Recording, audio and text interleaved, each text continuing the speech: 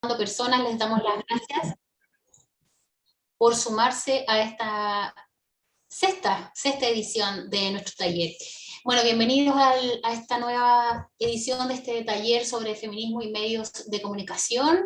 Soy Verónica Concha y soy parte del staff femenino de académicas y trabajadoras del Departamento de Periodismo de la Universidad Alberto Hurtado, y queremos agradecerles la amplísima participación de todas y todos ustedes que han tenido en las versiones anteriores, y también en esta, que ya tenemos más de 50 personas conectadas.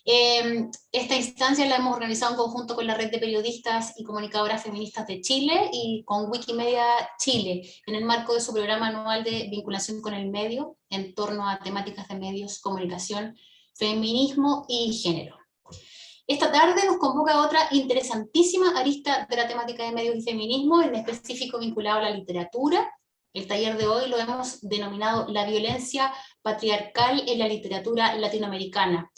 Y para ello, para abordarlo, quiero dejarlas con mi compañera Montserrat Martorell. Ella es máster en escritura creativa y candidata a doctora en literatura hispanoamericana por la Universidad Complutense de Madrid. Es autora de novelas como La última ceniza, Antes del después, Empezar a olvidarte, y está escribiendo ya su cuarto libro. Montserrat además realiza talleres literarios de manera regular y es académica en varias universidades y por supuesto también en nuestra Escuela de Periodismo de la Universidad Alberto Hurtado. Así que bienvenida Monse, bienvenidos a todos y adelante. Muchas gracias, Vero, muchas gracias por la presentación. Gracias a todos y todas los que nos acompañan hoy en este día frío, de lluvia, donde espero que la literatura y las reflexiones que hagamos en torno a diferentes temáticas vinculadas con el tema que presentó Verónica sean también un estímulo para el corazón. Yo siempre digo que la literatura viene de la cabeza, pero uno tiene que escribir con la mano cerca del corazón. Eso es muy importante. Bueno, yo me he dedicado a estudiar la escritura de mujeres, la escritura concebida por mujeres, es lo que más me interesa, reflexionar, mirar, profundizar, y uno se da cuenta en la medida que lo va estudiando que hay mucha violencia que se devela a través de tramas que son complejas, a través de tramas que son simbólicas también. Las mujeres históricamente aparecemos en la literatura como femme fatal, como ángeles, como santas, como demonios, como brujas. No se sale de esos arquetipos. De hecho, si uno estudia la literatura antigua, se va dando cuenta que existe eso. Hoy tenemos una revolución en la literatura escrita por mujeres. Hay mucha gente que habla de un boom literario de narradoras. A mí me parece que todavía hay una brecha importante, y que queda mucho camino por delante. Todavía vivimos en países donde el feminicidio expande cada día, donde muchas mujeres reconocen haber sido violentadas, 2 de 3 mujeres reconocen haber sufrido violencia de género en nuestro país. Pero las mujeres, hoy día uno entra a una librería y se encuentra con autoras, se encuentra con narradoras, se encuentra con cuentistas, con poetas. Eso no sucedía. Y es importante empezar esta charla teniendo en cuenta un dato histórico, que es que el Premio Nacional de Literatura se entrega a nuestro país desde la década de los 40, y sin embargo solo 5 mujeres, contadas con los dedos de una mano, se lo han ganado. Esas mujeres son Gabriela Mistral, que de hecho se ganó el Premio Nacional de Literatura posterior a haberse ganado el Premio Nobel, Marta Brunet, Marcela Paz, Isabel Allende y Diamela Eltit. 5 mujeres. Estamos hablando que se entrega desde 1940 y algo. Eso es bien terrible, porque eso no significaba que las mujeres no escribiéramos. El otro día me tocó hacer una conferencia, de hecho, y hice una lista de 100 mujeres chilenas que nacieron antes de 1950 y que publicaban en revistas, que publicaban poesías, antologías, cuentos, novelas, y que sin embargo hoy uno le pregunta a la gente si las conoce y están totalmente borradas del canon, invisibilizadas. Es decir, eso significa que la crítica literaria de su tiempo no las tomaba en cuenta, que sus pares narradores o escritores no las leían, y eso nos va dejando un vacío. La Virginia Woolf hablaba de eso, cuando empieza a escribir Una habitación propia, después de todas estas conferencias que hizo en Inglaterra, en varias universidades, dice que increíble que mi canon es inminentemente masculino. Bueno, ¿qué pasa con el resto? ¿Qué pasa con las mujeres? ¿Dónde estaban las mujeres? Y dice, bueno, las mujeres estaban lidiando con sus universos domésticos, con sus universos familiares, no tenían habitación propia, las mujeres estaban en la cocina. De hecho, las autoras que vamos a leer hablan de eso. La María Luisa Bombal escribía sus libros estando en la cocina porque no tenía un lugar. Entonces, esas cosas es bueno saberlas para entender también cómo ha sido nuestra tradición. Es una tradición absolutamente borrada, que la única manera de sacarla del olvido y volcarla a la memoria es precisamente tener estas instancias. Así que la idea de este taller es un poco que yo les voy a hablar de lo que sé, de lo que he investigado, de estos tres cuentos, de estas tres autoras que me parecen vitales como para entender también cierta órbita que se puede compartir y que se puede extrapolar a otras generaciones. Y también me encantaría que ustedes pudieran participar, pudieran hacer preguntas, pudieran dejar en el chat si quieren o levantar la mano. Para eso tenemos 2 horas, así que siéntanse con la libertad total de que la idea de esto es que la literatura también se vuelva un espacio de reflexión, de pensamiento crítico y también de intimidad. La literatura es algo personal y uno cuando lee, lee con sus estados de ánimo, lee con lo que le pasó durante el día, lee con estas ideas que te permiten o no conectar o no con un determinado texto. Por eso hay libros con los que uno es como el amor, como las personas. Hay personas con las que uno conecta inmediatamente con la sensibilidad, hay otras con las que no vas a conectar nunca y con los libros pasa lo mismo. La diferencia es que los libros aparecen como las personas según las épocas también que vamos viviendo. Yo creo que hay un libro para cada persona, eso siempre es así. De repente hay alumnos que me dicen, profe, es que me cuesta tanto leer. Bueno, pero seguro que puede encontrar un libro de ciencia ficción, un libro de historia, una buena autobiografía, un libro de memoria. Hay tanto, y hay libros como personalidades. Así que bueno, son dos autoras que son actuales, que están vivas, y una autora que obviamente falleció ya hace muchísimo tiempo. Por orden y por respeto y por homenaje, voy a partir por la que para mí es la más importante, es María Luisa Bombal. Siempre me preguntan cuáles son mis madres literarias y yo siempre respondo que tengo varias, pero una de ellas es la María Luisa Bombal. La María Luisa Bombal es una escritora que tiene una obra que es bastante breve para la cantidad de años que vivió. Estamos hablando de una escritora que vivió 80 años y sin embargo escribió 2 novelas y algunos cuentos. Quizás usted ha leído La Última Niebla, La Mortajada, quizás han leído El Árbol, Los Secretos, la historia de María Griselda, Trenza, pero si de hecho uno mira los libros, aquí yo tengo una edición bien antigua que sacó Six Barral, son menos de 200 páginas, son 187. Ahora este año salió una nueva edición que también recoge toda la obra narrativa de María Luisa Bombal, que Pablo Neruda, para que ustedes sepan, le decía La abeja de fuego. La María Luisa Bombal fue una escritora súper revolucionaria, rupturista, una escritora muy decidida. Ahora vamos a ir hablando como ciertos aspectos de su biografía, eh, pero que además quedan muy bien reflejados en el cuento, ¿cierto? Me imagino que algunos leyeron El Árbol.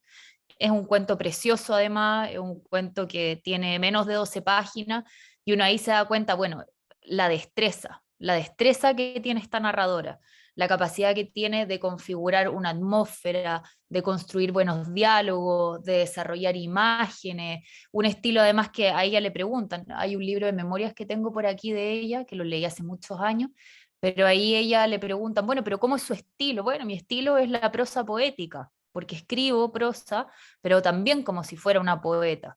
Entonces uno se puede ir dando cuenta a medida que va abriendo lo complejo que es la manera que tiene ella de ir narrando su historia. La María Luisa Bombal nació en Viña del Mar, nació en 1910, el 8 de junio de 1910. Es una escritora que además vivió en varios países cuando ella era muy joven. Su padre se muere cuando ella tiene 12, 13 años y a partir de entonces la familia decide irse a Europa, ella con la madre y la hermana, y se van a vivir a Francia, que era algo como muy común en ciertos sectores de Chile en esos años, en cierta élite. donde se enviaba a los niños, a las niñas precisamente a estudiar al colegio, a Europa y posteriormente en la universidad.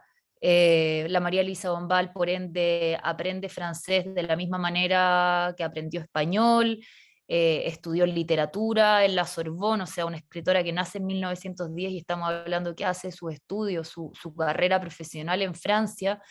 Y bueno, y Pablo Neruda por eso le decía la abeja de fuego, porque decía la María Luisa Bombal es la única mujer con la que se puede hablar seriamente de literatura, lo cual obviamente es el machismo de Neruda porque había muchas otras escritoras, pero la María Luisa Bombal era muy respetada por sus pares. De hecho, Jorge Luis Borges decía, cuando a mí se me pregunta por una mujer o alguien de las letras latinoamericanas que dé que hablar, yo no puedo dejar de pensar en María Luisa Bombal y agradezco que nuestros caminos se hayan cruzado. Entonces, María Luisa Bombal yo no podría decir es una escritora que pasó inadvertida. Por supuesto que no podría decir eso. De hecho, una escritora que fue condecorada, que recibió el premio Joaquín Edwards Bello, que recibió el premio Latcham también. No se ganó el Premio Nacional de Literatura, de hecho, ella celebraba permanentemente con sus amigos el no premio, y siempre los amigos le decían, ahora te va a tocar, ahora te va a tocar, y nunca llegó ese premio nacional. Hay muchas razones que yo he investigado por las cuales creo no le dieron el Premio Nacional de Literatura a la María Luisa Bombal. Primero, porque vivimos en un país muy machista y en una sociedad muy machista donde reconocer que una mujer es una intelectual y es una escritora y es lúcida siempre cuesta y trae mucha envidia. Segundo, porque fue una mujer que vivió más de 30 años fuera de Chile. Ya vamos a ir viendo cuáles fueron los episodios biográficos que la llevaron, pero quizás muchos de ustedes saben que tuvo que ver con el disparo que le provocó a quien fuera su pareja. Estuvo en la cárcel incluso, hay portadas en los archivos si uno investiga, donde aparece la María Luisa Bombal en el fondo que se había vuelto loca y que le había disparado a su antigua pareja. Y lo otro es el tema del alcoholismo. El alcoholismo siempre fue como una marca que la persigue y que de alguna manera le, le, la rompe un poco. Vamos a ir viendo cómo esta personalidad tan fuerte, tan culta, está llena de inseguridades también, está llena como de pasiones quebradas, muy frágil. La escritura termina siendo como un lugar de mucho dolor para ella. De hecho, ella lo reconoce, dice, no sé de qué me sirve ser la autora de La Amortajada si no me quieren. Entonces, eso va a ser una constante en general, en la vida y en la obra de los escritores. Hay como una huella, una marca de orfandad que se intenta como solucionar a partir de la escritura, y sin embargo a veces no es posible. Es una escritora que influyó muchísimo en los narradores y en las narradoras de este tiempo y de su tiempo. Juan Rulfo, de hecho, decía, como para mí la persona que me marca, que me influye en la literatura es la María Luisa Bombal, y Pedro Páramo se lo debo un poco a ella. Entonces es una escritora que nos va a estar hablando y que nos va a estar hablando mucho y que va a ir envejeciendo muy bien. Hoy día es increíble cómo leen, por ejemplo, hay alguien ahí como con unos monitos, a ver si lo podemos silenciar. No sé quién es, alguien lo puede, ahí, ¿sí? Ahí sigo, ya, gracias. Es increíble cómo la leen, por ejemplo, a la María Luisa Bombal, cómo la leen en México, cómo la leen en España. En el fondo, cómo hoy se le hace un reconocimiento. Hay escrituras que envejecen muy mal. Hay escrituras que van construyéndose un poco en entredichos, lo que ha pasado un poco con la figura de Pablo Neruda. A mí me parece que Pablo Neruda es un gran poeta, es un gran escritor, y sin embargo todo este capítulo que muchos de ustedes sabrán en Confieso que he vivido, donde de alguna manera él da a entender que existe una violación, ha hecho que se le expulse un poco de este paraíso donde estuvo como ungido durante tanto tiempo. Con la María Luisa Bombal ha pasado todo lo contrario, ¿cierto? Es una escritora que pareciera que nos habla de nuestra época. Es una escritora que quizás podemos poner en el mismo orden de otras grandes narradoras, como Marta Brunet, por ejemplo, que les aprovecho de recomendar un cuento precioso de la Marta Brunet que se llama Piedra Callada, o de escritoras como la Toni Morrison, como la Simone de Beauvoir, que en el fondo están pensando mucho qué digo y cómo lo digo.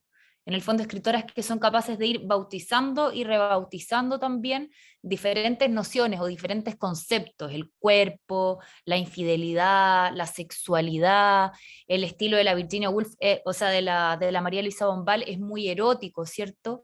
Pone a las mujeres en el centro permanentemente, es una escritora que se da el tiempo de ir construyendo de repente situaciones que son muy oníricas, que parecen sueños, que uno no sabe si esto es cierto o no.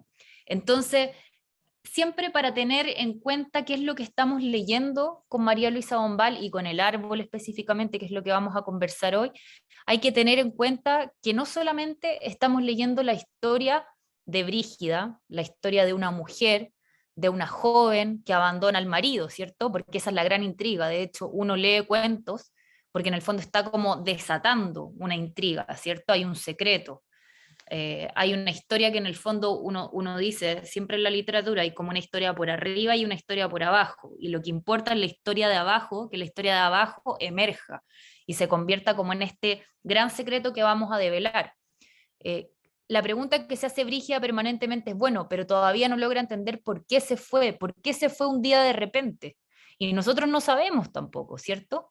Entonces, la historia del árbol tiene que ver con eso, pero también tiene que ver con otras cosas, tiene que ver con la historia del ser mujer en esos años.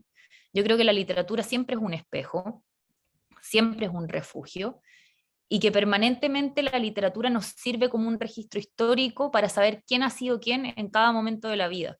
Eso significa que cuando uno lee El Árbol, entiende que la María Luisa Bombal escribe este cuento en un momento en que las mujeres no podíamos votar, en un momento en que las mujeres no podíamos divorciarnos, y su personaje con 18 años agarra sus cosas y se va, y deja a este marido mucho mayor, del cual no sabemos tanto, ¿cierto? Sabemos que se casa porque tenía ciertos negocios con el padre, sabemos que hay algo ahí, pero no se cuenta todo porque un cuento no te tiene por qué contar todo, el cuento también te esconde. Hay cosas que no vas a saber nunca porque se supone que tú como lector, como lectora, tienes que ser capaz de completarla. Entonces hay que entender la escritura de la María Luisa Bombal desde un lugar que es muy polémico, es decir, las mujeres en esos años, de hecho si ustedes han leído a la Teresa Bilsmont, sabrán, por ejemplo, la Teresa Bilsmont fue una escritora nacida a fines del 1800, que se suicida a los 26 años, y que su marido armó un consejo de hombres, que era lo que se hacía en esos tiempos cuando uno descubría que su mujer era infiel, y los hombres de las familias, de las dos familias, decidían qué hacer con ese sujeto, que es lo que finalmente, bueno, le pasó a la Teresa Wilms, que desestimaron el consejo, pero igual se fue a un convento, al convento de la Preciosa Sangre, y estuvo ahí, se trató de suicidar, después se fue a vivir a Argentina, nunca más volvió a ver a las hijas, salvo por un breve periodo en Europa, y por eso finalmente pasa lo que pasa. Entonces, la María Luisa Bombal le pone palabra a lo que significa ser mujer, a la problemática que arrastra el que seamos mujeres en una sociedad que nos castiga, ¿cierto? Lo mismo va a pasar con otros cuentos que vamos a revisar a continuación, que para mí me parecen vitales, que es lo que nos plantea la Mariana Enríquez con Las cosas que perdimos en el fuego, o El matrimonio de los peces rojos de Guadalupe Nettel. Pero por eso quiero que partamos desde este pasado para ir cruzando hasta ese presente que es el nuestro, y dándonos cuenta de eso, de lo importante que es entender la literatura de ayer y la literatura de hoy para entender nuestra propia vida, para entender que la historia no comienza cuando nosotros estamos aquí caminando, sino que hay algo que ocurre más allá y que tiene su respuesta en este más acá, que es nuestro cotidiano, que es nuestra vida. Además, siempre piensen en esta idea borgiana que a mí me gusta mucho. Borges decía como la imaginación está hecha de convenciones de la memoria. Si no tenemos memoria no podemos imaginar. Entonces, que vayan pensando en estos tres cuentos como algo permanente, como la memoria versus la imaginación.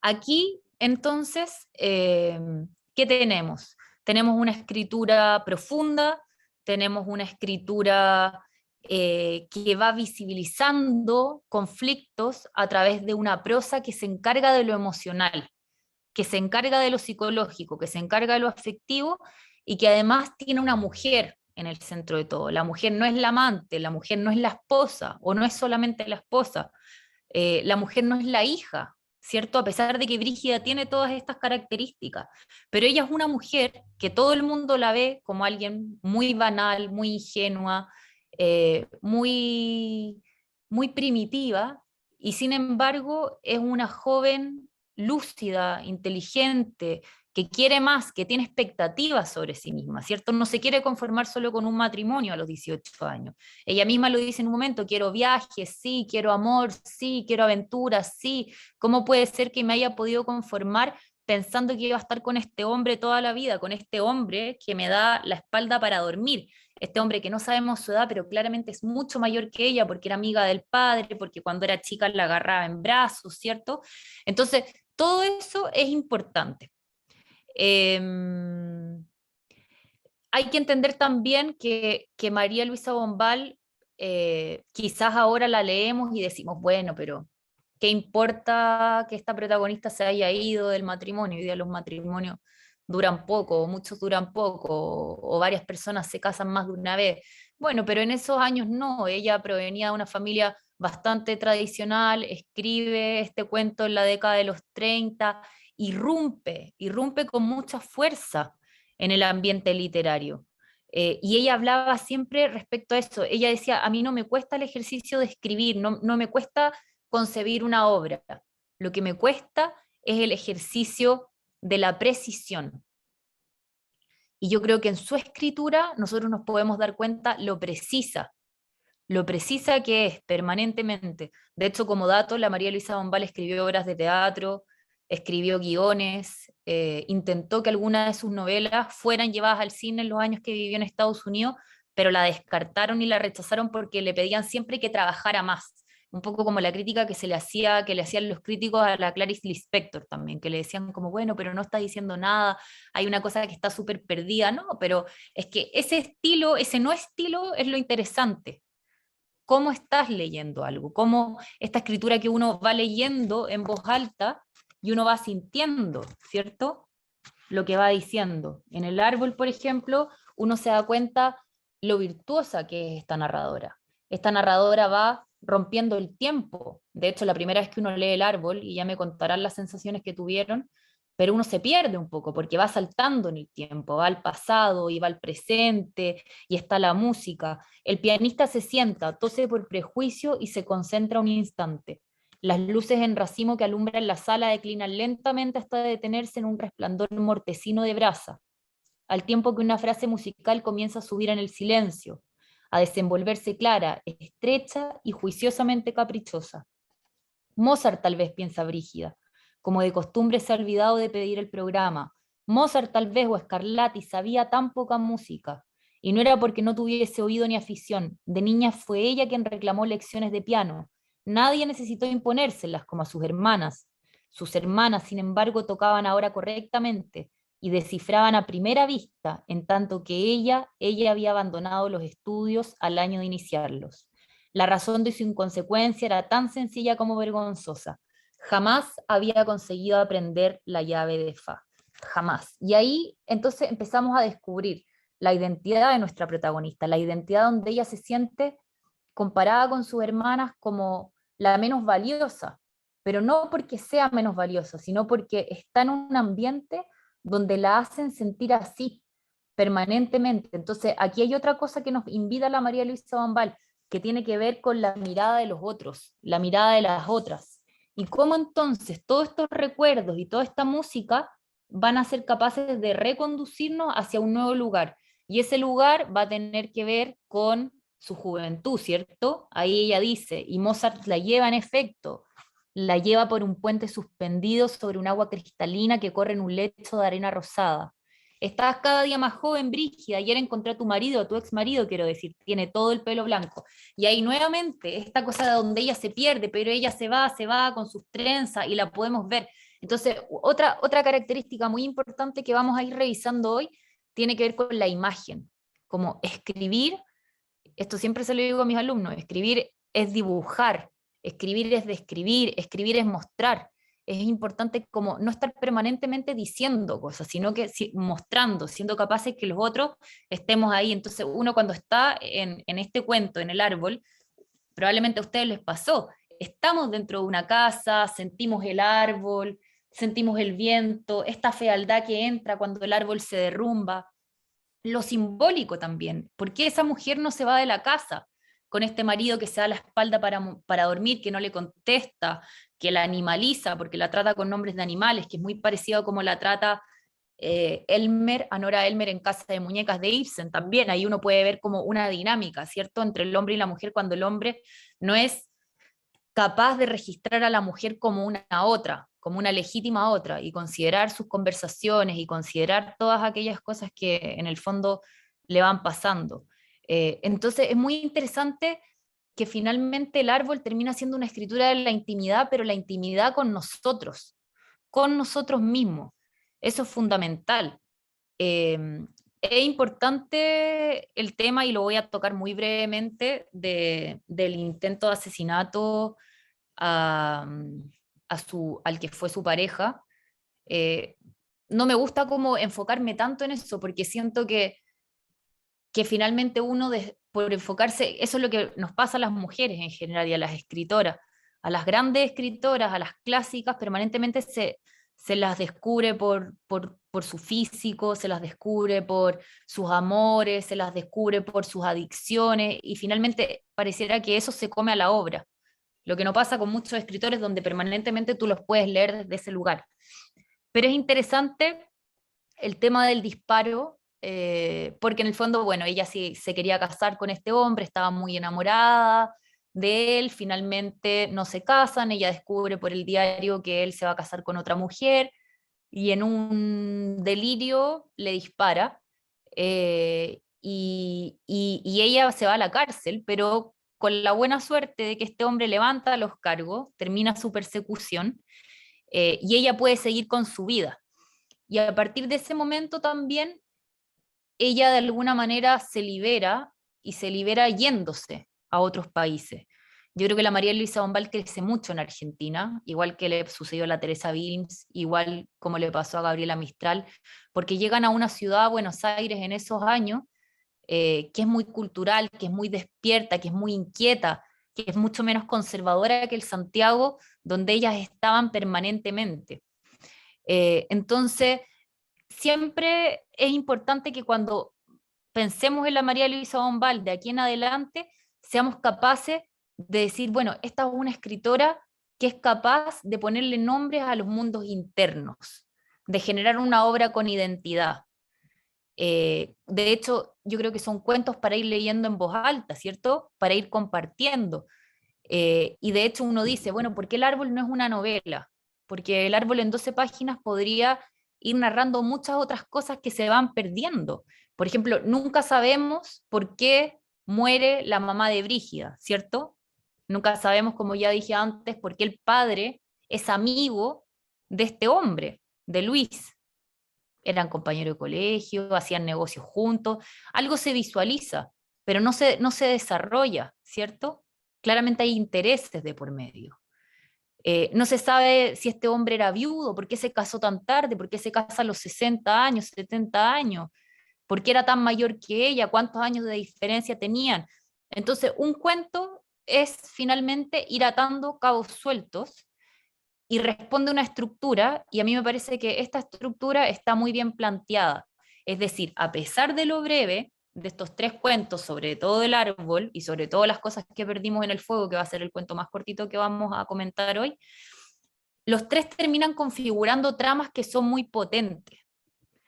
Eh, por eso yo creo que es muy importante que ustedes, después de este taller, sigan leyéndola, sigan buscándola, sigan mirando quizás como las fortalezas que hay en su escritura, las fragilidades que aparecen también, cómo, cómo ella es capaz de ir hilvanando la idea de estos mundos que son capaces de ir protagonizando temas que tienen que ver con la soledad, que tienen que ver con la frustración, que tienen que ver con las depresiones, que tienen que ver con la idea de romper, ¿cierto?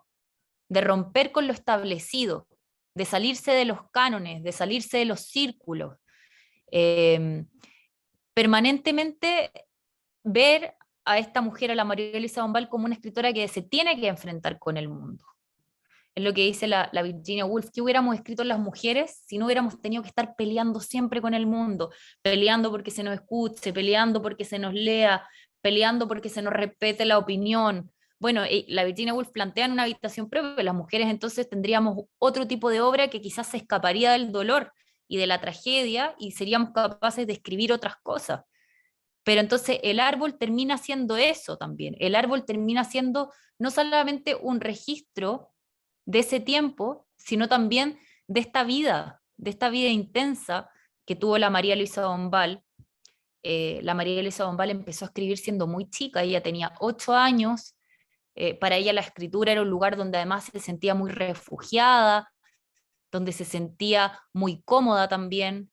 Ella era una escritora muy segura y con mucha convicción también de su capacidad intelectual, pero es una escritora que merece nuestro reconocimiento, que merece también verla desde el lugar de su prosa como un grito de rebeldía, ¿cierto? De un grito de rebeldía que es el de muchas otras mujeres que no tuvieron voz. Jorge Luis Borges decía de La última niebla, para que ustedes sepan, este es un libro de triste magia, un libro de oculta organización eficaz, un libro que no olvidará nunca nuestra América. Y es un libro que yo creo que va a seguir un cuento, La última niebla, Los secretos, la historia de María Griselda. Es una escritora que, como tantas otras, van a seguir apareciendo. eh, Ahí hay alguien con un ruidito. Van a seguir cautivándonos desde lejos, desde cerca también.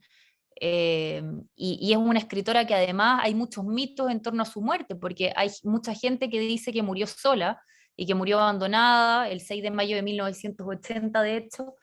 Eh, Hay gente de la familia que ha dicho que no, que esto no era así. Bueno, ella tiene una hija, que de hecho la hija está viva, que es una científica que vive en Estados Unidos, que la tuvo con un conde francés y por eso ella vivió 30 años allá.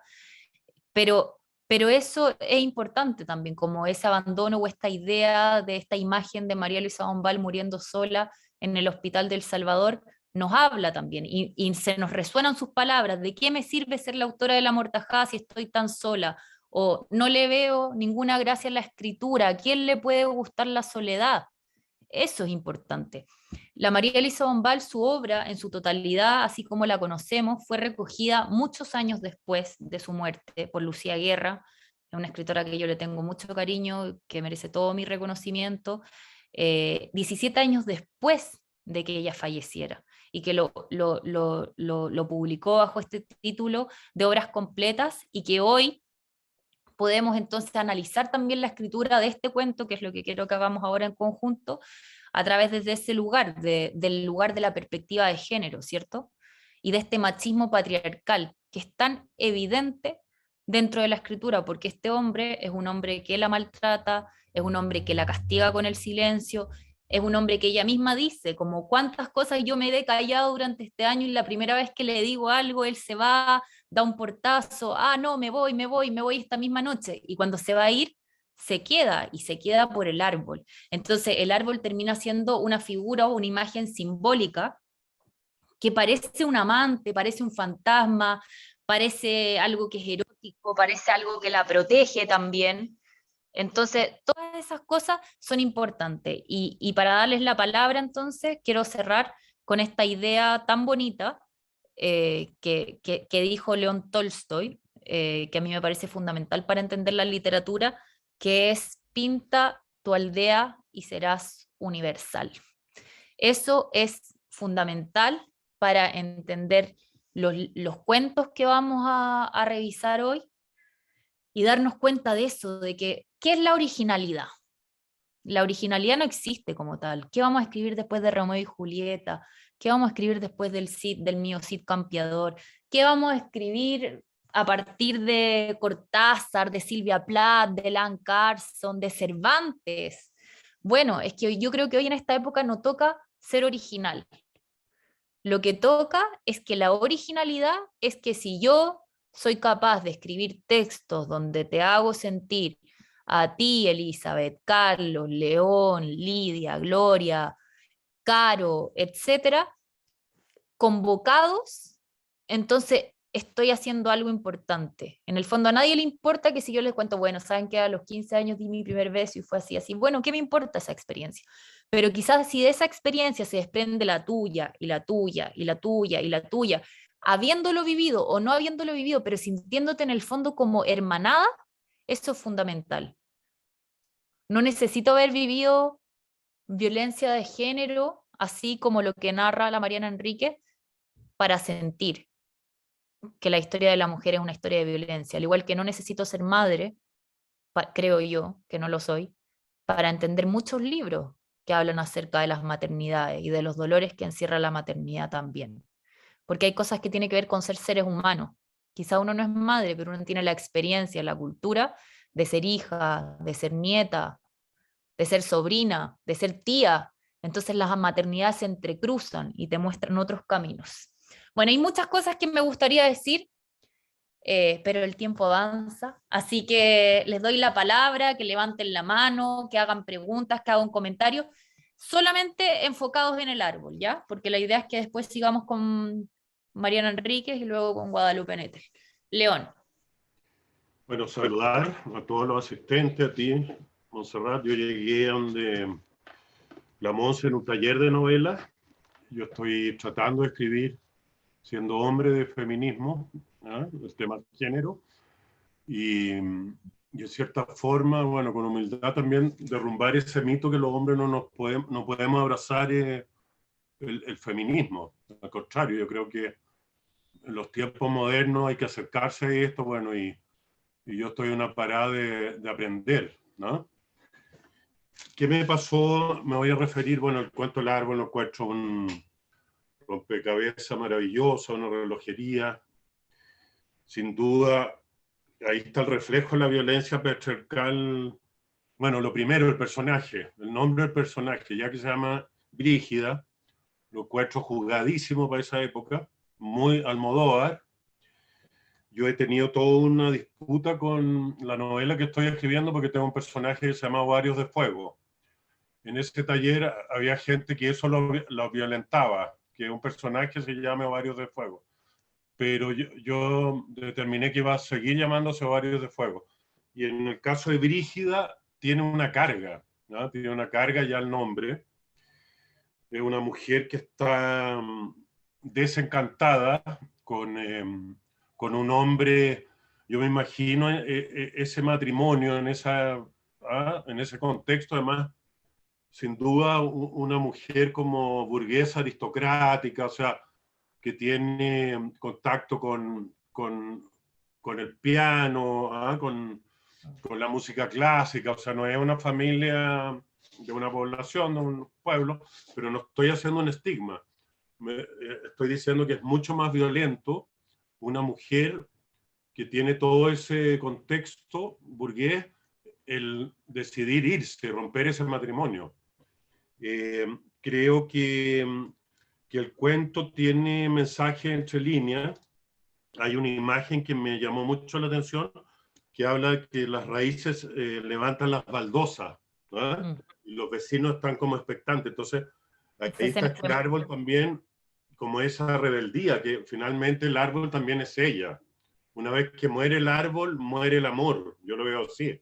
El reflejo de algo que crece, que es un árbol, que es vida. Al no estar esa vida, muere el encanto, muere la pareja. O muere para ella el sentido de la pareja. Sin duda es una escritora rebelde, rupturista, y para su época más, y está peleando por un cambio cultural. O sea, una mujer súper valiente. A mí siempre, yo he considerado que Chile es un país súper jodido y más para la escritora y mujeres.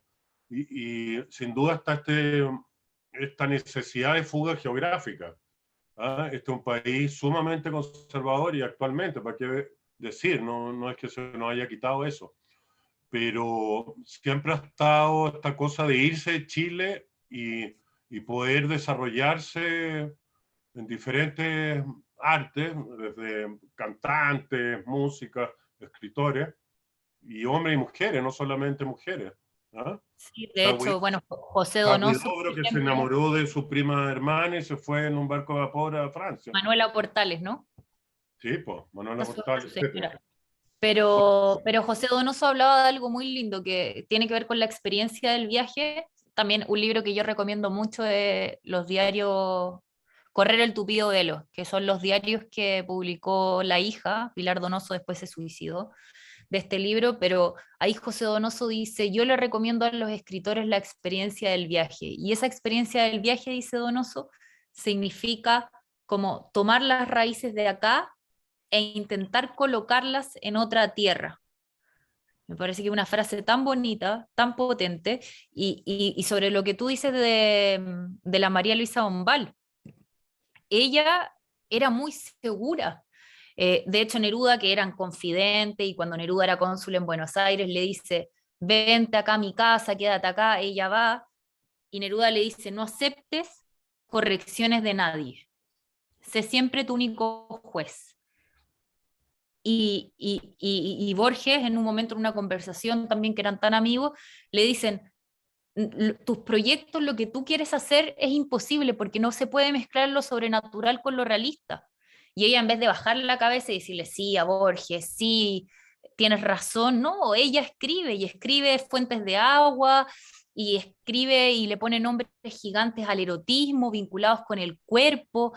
Claro, hoy no nos sorprende leer una escritura que tiene cuerpo, ¿cierto? Que tiene sexualidad, que tiene género también, o que quizás no tiene género, nos da lo mismo, hoy uno puede hablar de cualquier cosa y puede escribir porque uno debería escribir siempre sin pudor y sin vergüenza, pero la María Luisa Bombal intenta construir una escritura que es muy auténtica también, y en esa autenticidad, y para ser auténtico, bueno, es como lo que dice Pedro Almodóvar a través del monólogo este del agrado en Todo sobre mi madre. Uno es más auténtico cuanto más se parece a lo que ha soñado de sí mismo. Entonces, en esa autenticidad literaria tiene que haber también mucho arrojo.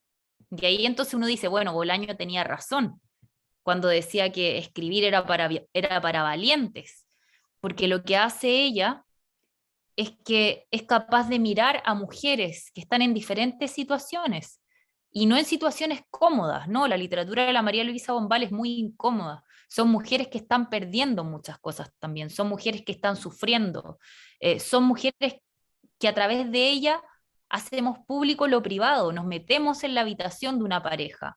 Es como desacralizar el matrimonio, como el matrimonio en esos años como el lugar feliz. No, este matrimonio, ella dice, cómo se había conformado con la idea de no tener hijos, de no querer tener hijos, de no tener en el fondo pasión con este hombre. Entonces es muy rupturista lo que nos está pasando acá, lo que se nos muestre. Y es una escritora que no le tiene miedo a la fealdad, que no le tiene miedo a lo grotesco, que no le tiene miedo a la soledad cuando escribe. Hay un párrafo que es muy bonito cuando dice, y toda aquella fealdad había entrado en sus espejos.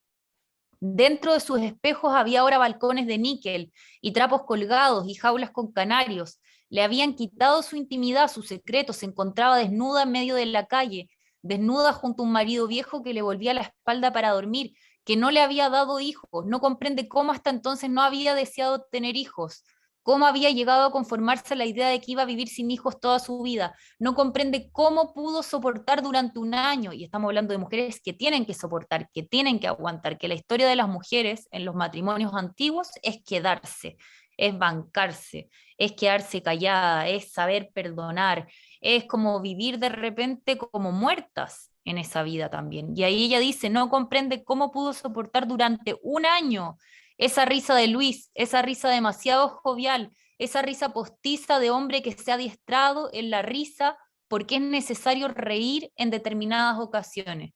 Y luego este final que es tan potente, mentira, era mentira su resignación y su serenidad. Quería amor, sí, amor y viajes y locuras y amor, amor. Pero Brígida, ¿por qué te vas? ¿Por qué te quedabas? Había preguntado Luis, que en el fondo la pregunta que no hemos tratado de responder todo el tiempo en este relato. Ahora habría sabido contestarle, el árbol, Luis, el árbol. han derribado el Gomero. Y ese final es tremendo, porque en el fondo es lo que nosotros estamos buscando desde el principio. Nosotros no sabemos, ni ella sabe por qué una vez se fue, por qué dejó ese marido.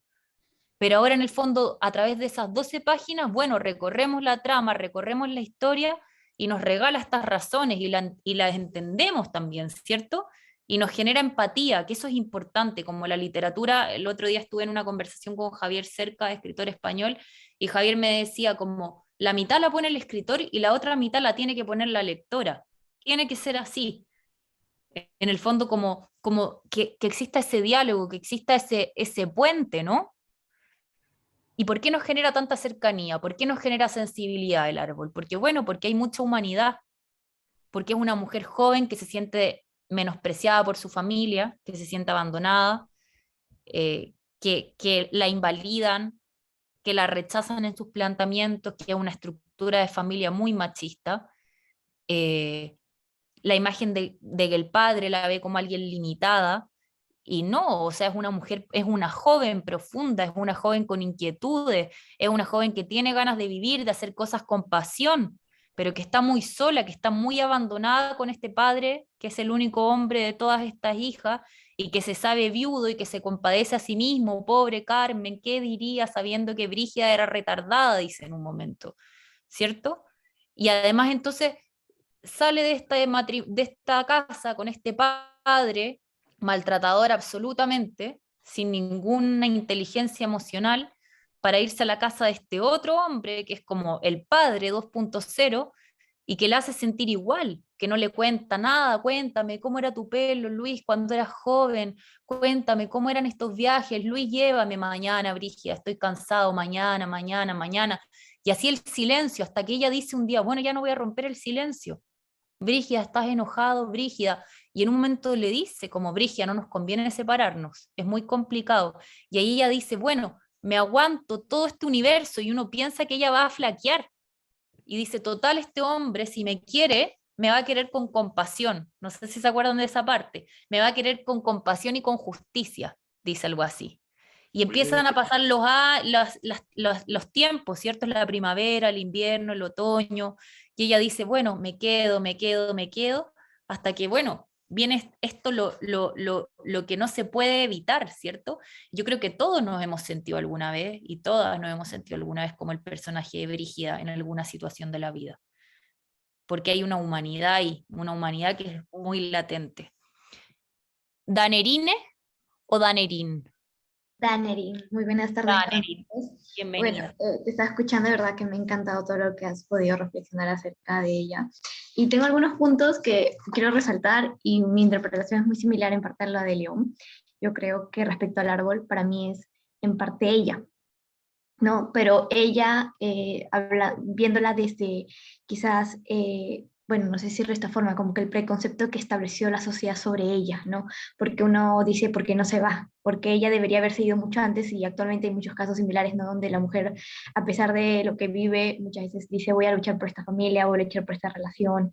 Pero en este caso yo considero que por el mismo contexto social, digamos así, por la época en la que con este cuento se relata, bueno, se escribe, ¿no? Eh, bueno, vemos como ella ya al inicio tiene esta atracción, digámoslo, innata, bueno, no sé, como que propia, este deseo propio de aprender el piano, pero ella lo deja, porque de alguna forma siente que no es capaz de completar esta nota musical, pero yo siento que este gusto propio, por decirlo, no es tan propio, sino que si bien a otras mujeres se les puede haber impuesto la necesidad de aprender este tipo de artes, ¿no? Como tocar un instrumento, aprender otros idiomas, ella de cierta forma ha visto que también posiblemente otras personas, otras mujeres de su alrededor han tenido que adaptarse a este tipo de aprendizajes, ¿no? Como que hay que enseñar a la mujer sobre las artes, pero quizás no precisando la literatura como tal, sino, ¿no? Aprender sobre música, aprender idiomas, porque de esta forma eso le da, cuando tú eres, ¿no? Como se creía, para que seas una buena esposa y tengas ese cierto atractivo, pero ella no lo ve, quizás, ella de cierta forma lo hace ver como algo innato, pero yo considero que quizás la misma sociedad, ella inconscientemente se lo impuso por esa razón. Y después vemos, ¿no?, cómo es su relación con el padre, y yo considero esto, de alguna forma me llama esto como una referencia al complejo de Electra, ¿no? Quizás esta relación y a la vez también repulsión hacia el padre respecto a ella. Y el hecho de buscar reemplazarlo con la pareja, ¿no? Que en muchos casos se ve, ¿no? Como buscar ese reemplazo del padre que ya no tuvo. Y de cierta forma también considero que por estas razones ella acepta este matrimonio, la forma en la que se desarrolla, ¿no? Porque uno no entiende actualmente, ¿no? Ver a una pareja quizás de 50 años de diferencia es algo que te deja cuestionando, pensando, porque no nos parece lógico, no hablamos de etapas de desarrollo humano muy distintas, muy diferentes, pero yo considero que ella quizás buscó no un esposo, ella buscaba un segundo padre, ¿no? Un padre, el padre que no tuvo, como se podría decir. Así Y es. respecto a lo que tú mencionas, me gusta mucho esto de cuando hablas de retratar, disculpa que no pueda apelar tus palabras exactamente, pero tú hablas de retratar un pueblo, ¿verdad? Una comunidad. No sé a quién citaste, perdóname, pero yo considero que ya no ¿A solamente Tolstoy? a Tolstoy, exacto, Quita tu aldea y serás universal. exacto.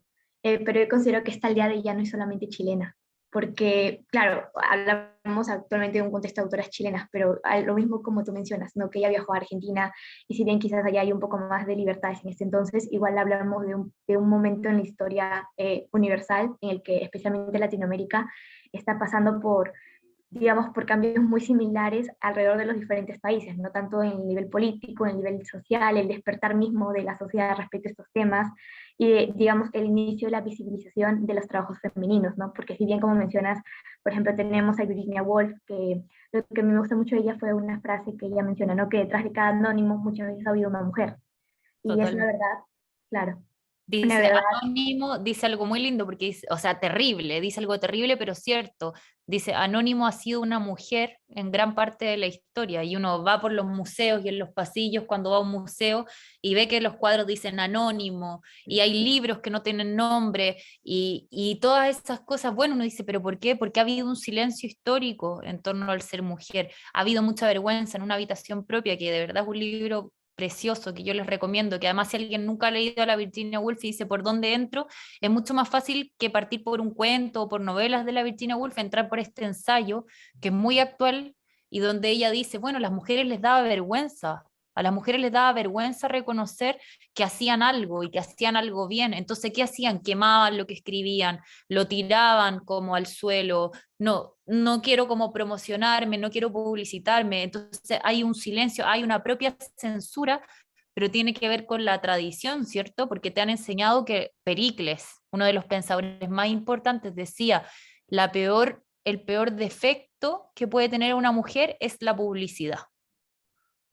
mira que yo tomo tus palabras, pero personalmente creo que esto del anónimo no solamente quizás por vergüenza o intención de seguir la sociedad de aquel entonces, sino por todo lo contrario, porque sabemos que antes de Virginia Woolf, ¿no? En la época medieval, si podemos llamarlo así, si bien inclusive se sabe, los científicos como Galileo, Newton fueron perseguidos, no solo fueron los varones, también fueron las mujeres, y vemos cómo a muchas se les tildaba de brujas, ¿no? Y por eso muchas terminaron quemadas cuando realmente no eran brujas, eran personas, quizás mujeres que optaban por medicina alternativa o simplemente personas o mujeres que eran inteligentes.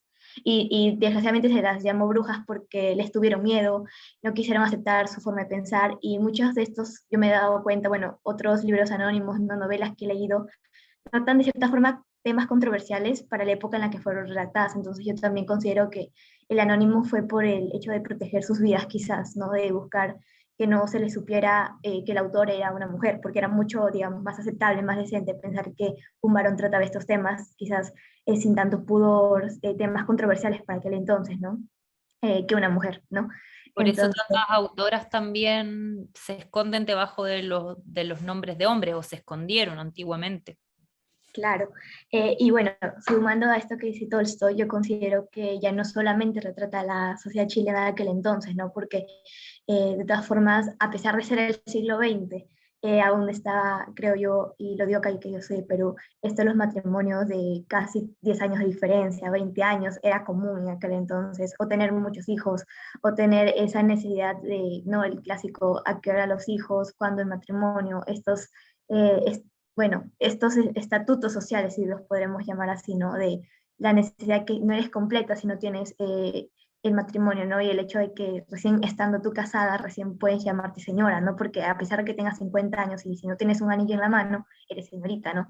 Y es como, de cierta forma, pensar de que tú no vas a estar completa, creo yo, sin haberte casado de alguna forma, ¿no? Como que no puedes asumir otro título como señora por la edad misma, sino es que no estás casada, ¿no? Entonces yo considero que este árbol quizás son también sus miedos de ella, ¿no? Pensar, ¿qué dirán de mí? Porque como mencionan, ella viene de una clase social alta donde es muy común ver que las opiniones ajenas importan porque de esta forma de eso depende tu figura pública, depende de por sí también tus relaciones, ¿no? ¿Cuántas relaciones podrían entrar en juego para ella si ya se divorciaba, ¿no? Porque de todas formas, hasta el día de hoy creo a veces pensar, aunque claro, en la actualidad el divorcio es algo más aceptado, como se podría decir, ¿no? Más normal, pero en ese momento, o sea, aceptar un divorcio era como te estás desamparando, ¿no? Estás dejando la vida que ha pasado, pareciera que no fuiste buena esposa, ¿no? Porque si no funcionó el matrimonio, ¿no? Y desgraciadamente la carga iba sobre la esposa, no sobre el marido, no era como que la responsabilizarían a ella, ¿no? Yo creo que era como que todos esos temores de ella de por esa razón quedarse allí, ¿no? Aunque la maltrataran, aunque desgraciadamente, claro, una actualmente quizás con la conciencia social más activa no sabemos identificar esas conocidas red flags, pero en ese momento no, en ese momento me estaba muy presente lo que la sociedad pensaba. Entonces yo considero que el árbol, si bien es amor, como mencionó León, de cierta forma, ¿no? Ese cariño que ella tenía por el hombre, ¿no? Porque yo considero que era más fraternal quizás que una relación, ¿no? de amor como tal. También inclusive lo puedo proyectar a la vida de la autora, ¿no? Porque mencionaste quizás ella estaba muy enamorada de esta persona que ella disparó, pero nosotros no sabemos exactamente cómo fue esa relación, ¿no? Puede haber sido, como se dice, una relación amor-odio, o una relación de amor, pero a la vez también de conflictos. Entonces, yo creo que va mucho de esa parte, y lo último que quisiera anotar es que yo considero que de cierta forma ya también se refleja en esta historia, ¿no? Porque si bien dices, la idea es retratar a la aldea, también es tomar un poco de lo personal, de la vida misma de uno y ponerlo en palabras, ¿no? Y ahí es donde creo que donde uno puede escribir mejor es sobre su propia historia, porque como mencionas, ya está todo escrito, no podemos escribir otro Romeo y Julieta porque todo el mundo sabe esa historia de amor, ¿no? Pero sí podemos quizás adaptarlo un poco más al contexto actual y también a lo que uno mismo vive, porque nadie te va a contar mejor, o sea, nadie va a contar mejor que tú lo que tú has podido pasar, ¿no? Gracias, Danerin. Sí, de todas maneras, o sea, yo creo que cuando digo que esto es el registro de una época, claro, hablo de Chile por el cuento, que lo estaban leyendo aquí, pero claramente es un registro de cualquier época, por eso la literatura es algo universal y al mismo tiempo es un lugar personal, es algo muy personal, muy íntimo, que termina siendo colectivo, e interpretaciones hay, pero más de las personas que estamos aquí en esta clase. El árbol puede significar mucho. Y respecto también a lo que tú dices, al matrimonio, hay una obra, bueno, Lan Carson es una de mis autoras favoritas, yo espero que se gane el Premio Nobel de Literatura en algún momento, pero si quieres leer un libro bueno, que conjugue la poesía, el deseo, el erotismo, el desgarro, es La belleza del marido de Anne Carson. Escritora, poeta canadiense, profesora de griego antiguo, muy interesante la Anne Carson. Aparte que la Anne Carson nos plantea algo que está presente en todos los libros, que es que todo contacto es una crisis también. Carlos, estás silenciado.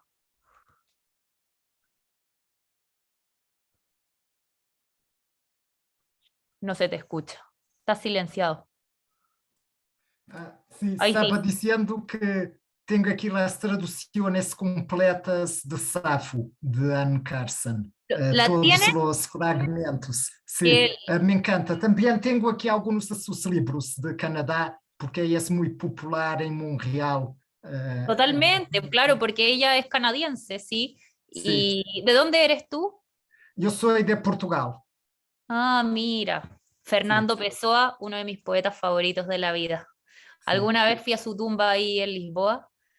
sim. Y sí, Safo, tremenda, y las traducciones de Anne Carson son preciosas. Y aquí en Chile hay una poeta que yo la recomiendo mucho, que se llama Verónica Sondek, tiene un libro hermoso que se llama Ojos de Agua, y ella también ha traducido a Anne Carson y también tiene unas traducciones muy bonitas. Ela Verónica, própria tem poemas suyos buenos. así es. Eu ia dizer eu não sei se lo han mencionado, pero a mí lo que me fijé en el árbol não foi tanto el feminismo, porque a mí me parece el hombre não está tão bem retratado. E não me parece significativamente tão mal, não? Me parece que é um homem viejo e aburrido.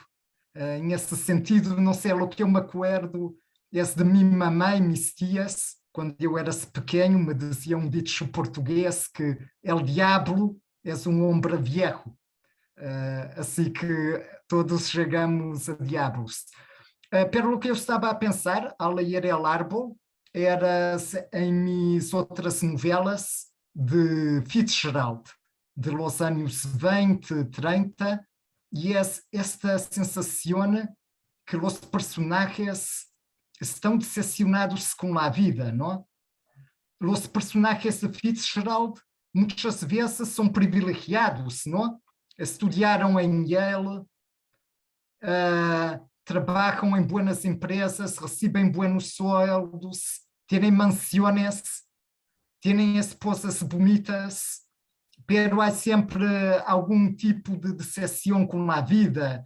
Quizá a esposa que têm não era lá que eles haviam pensado quando tinham 20 anos, quizá essa alcoólica bebe, de alguma forma estão decepcionados com a vida, e esta sensação que me passa mais el árbol, mais que, não sei, este Luís me suena para diablo, nem sequer é tão assustador, me suena que é mais um homem aburrido que propriamente assim tão negativo, pero é só isso.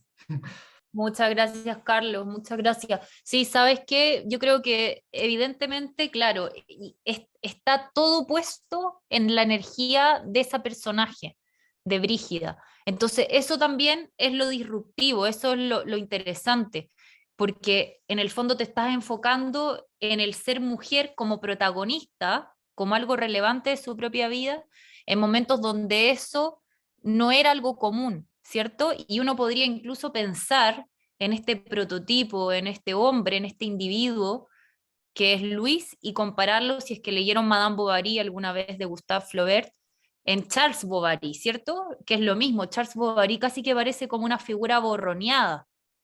Me acuerdo que hay un libro de Zambra, Bonsai, el primer libro de Alejandro Zambra, donde discuten los personajes, quién eran ellos, si eran Emma, que es la protagonista, y nuestra heroína, y que después el psicoanálisis va a montar montones de teorías en torno a Emma que tiene que ver con la eterna insatisfacción del ser, o si uno era Charles. Así que concuerdo completamente contigo, Carlos, muchas gracias. Elizabeth.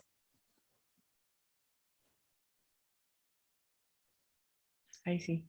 Hola, saludos desde Berlín. Ay, pero están todos en muchas partes. Sí, yo quiero destacar que, bueno, este cuento lo había leído hace mucho tiempo y leerlo ahora, obviamente, tal como tú decías, el tema de las épocas va cambiando. Sí, y me llamó la atención algo que antes obviamente no había tomado en cuenta. Para mí el árbol es la paciencia, ¿ya? Refleja la paciencia, y quiero tomar este trozo que ella dice: el verano deshojaba su ardiente calendario, caían páginas luminosas y enceguecedoras como espadas de oro, y páginas de una humedad malsana como el aliento de los pantanos.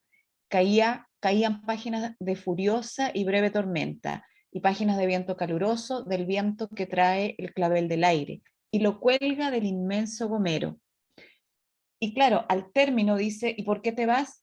Se cayó el gomero, se cayó el árbol, se acabó la paciencia. Eso me hizo mucho clic ahora, sobre todo porque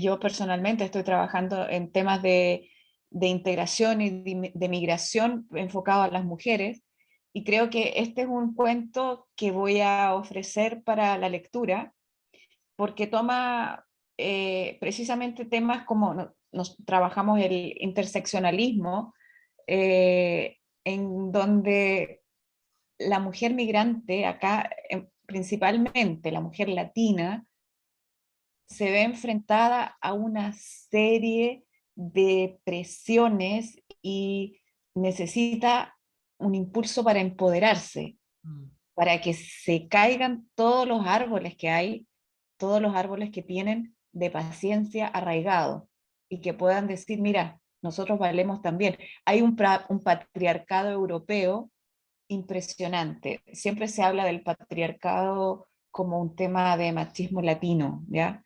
Sí. Pero claramente es mundial, ¿ya? Es mundial. Y lamentablemente la mujer latina, la mujer migrante, tiene tres dificultades más, obviamente, al ser migrante. Entonces, este párrafo me hizo mucho sentido de que vas colgando y colgando la paciencia hasta que ya de tanto colgarle el árbol se rompe y se cae. Entonces, y se va, se tiene que acabar en algún momento. Eso, mi intervención. Sí, muchas gracias, Elizabeth.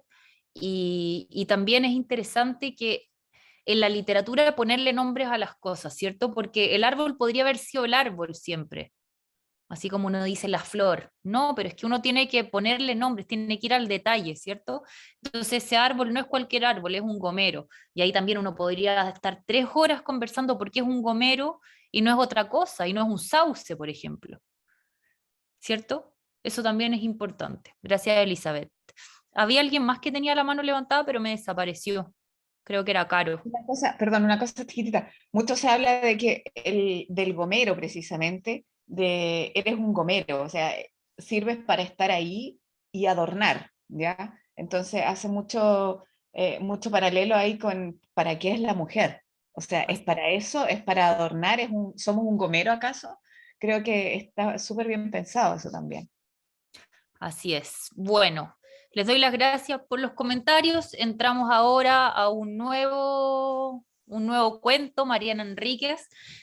Yo me obsesioné con la Mariana Enríquez durante varios meses, hace algunos años. Leí todo lo que podría haber leído de ella. Ella es una escritora joven, argentina.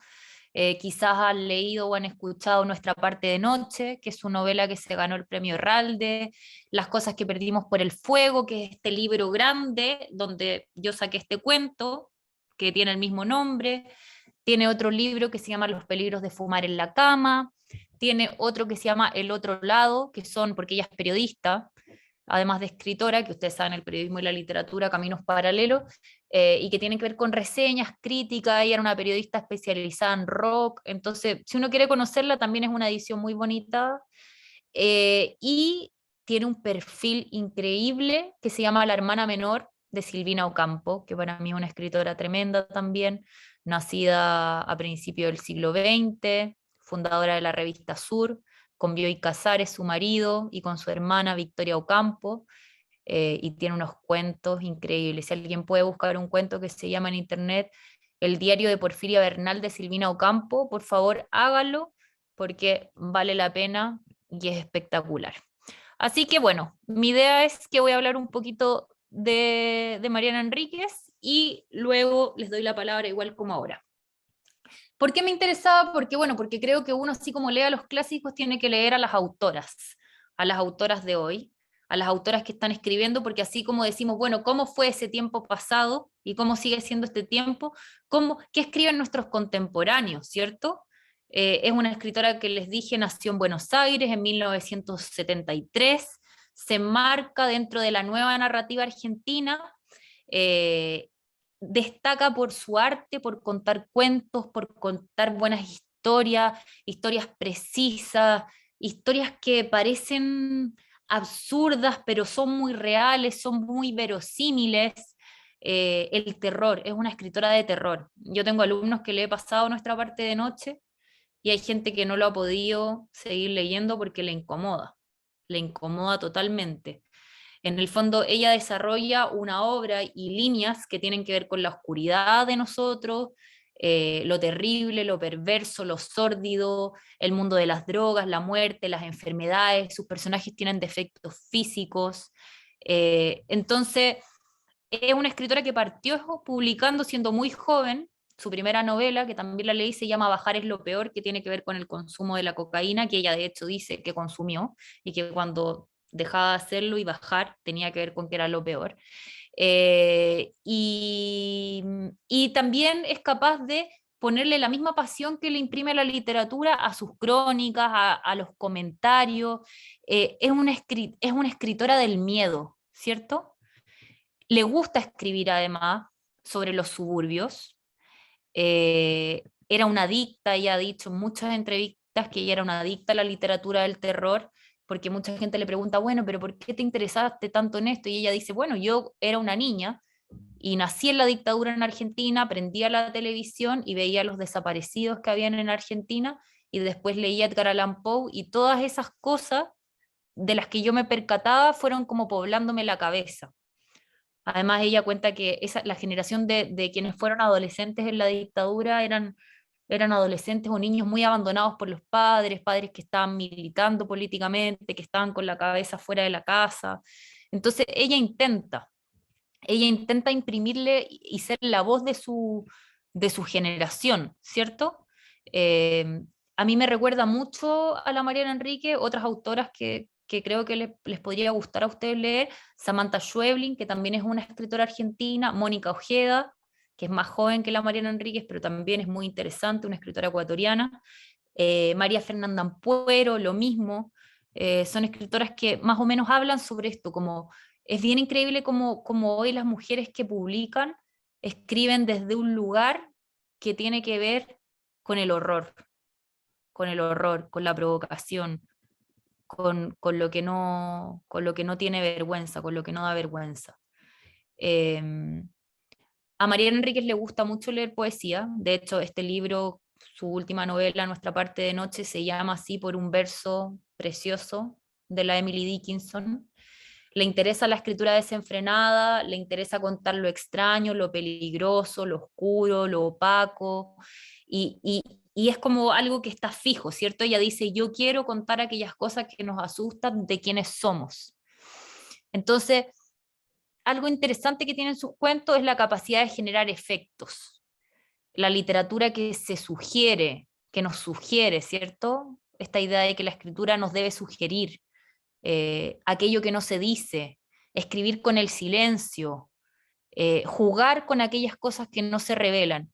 Entonces, sus relatos, ¿qué es lo que tienen? Una suerte de fuerza subterránea que va llegando hasta la superficie, que nos impregna de sensaciones, de incertidumbre, de tensiones internas, de muertos que en realidad están muy vivos. Entonces, ella siente que a nosotros, a los seres humanos, nos rodea la oscuridad y quiere escribir de la oscuridad.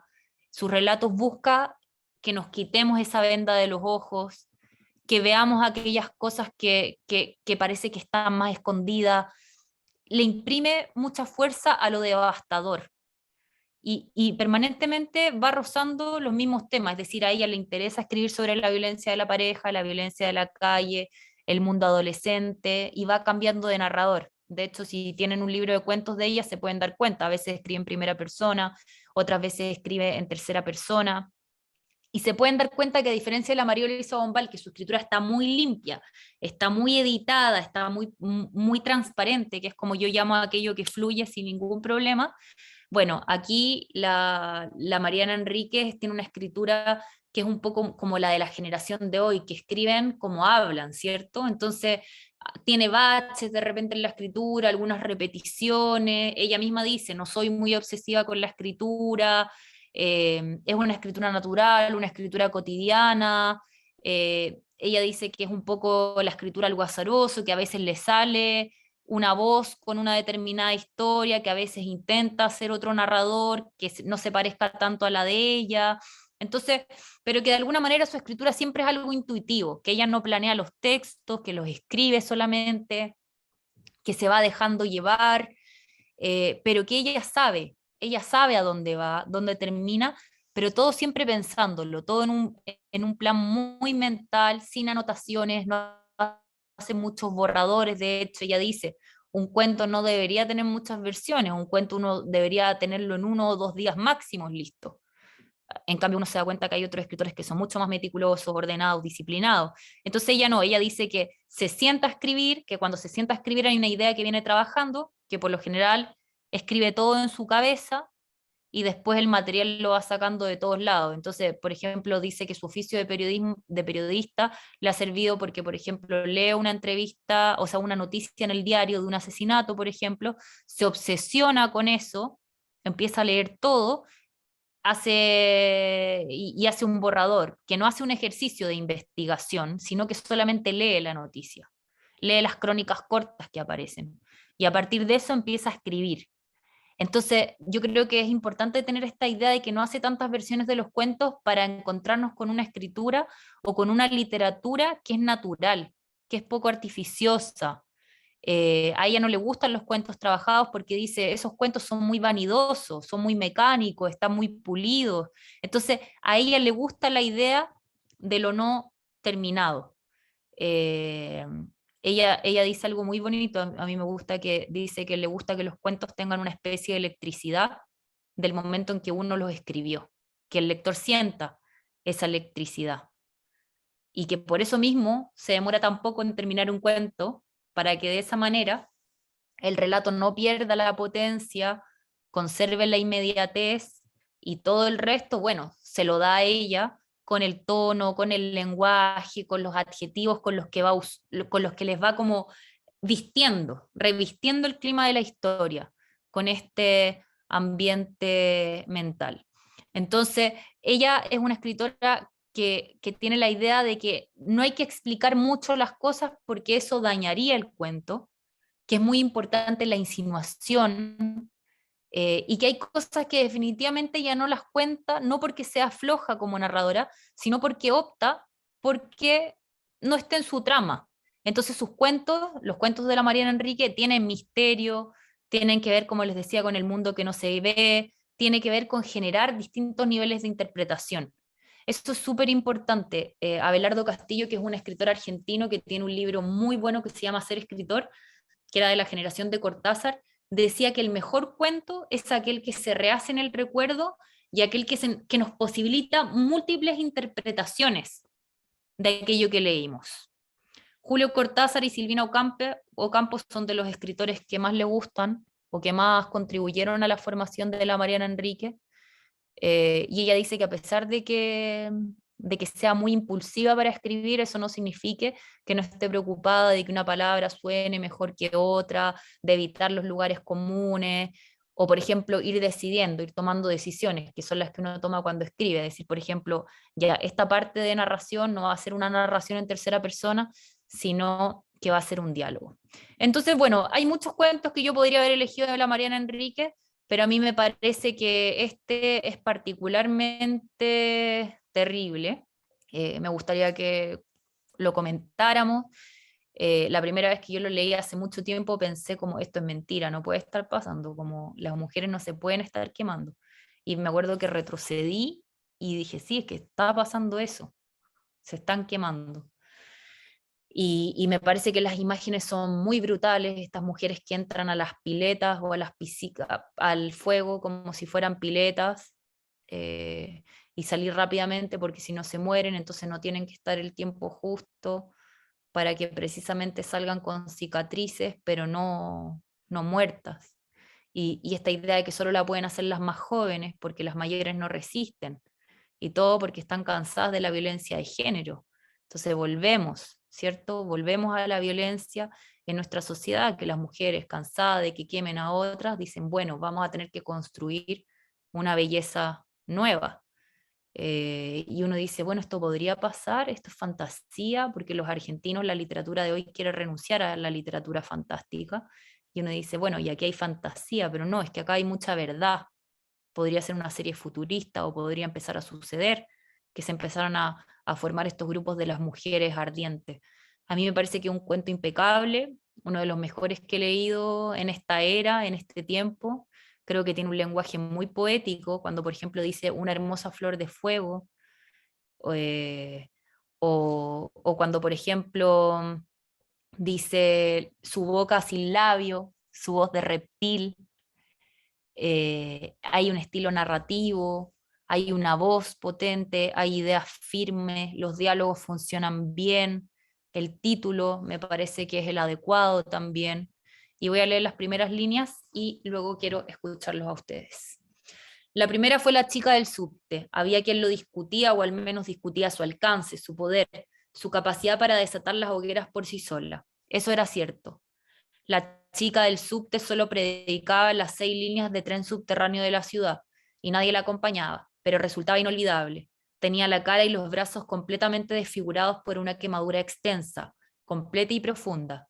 Ella explicaba cuánto tiempo le había costado recuperarse, los meses de infecciones, hospital y dolor, con su boca sin labios y una nariz pésimamente reconstruida.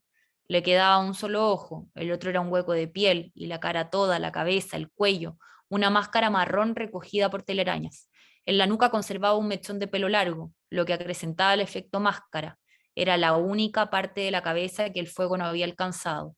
Tampoco había alcanzado las manos, que eran morenas, y siempre estaban un poco sucias de manipular el dinero que mendigaba.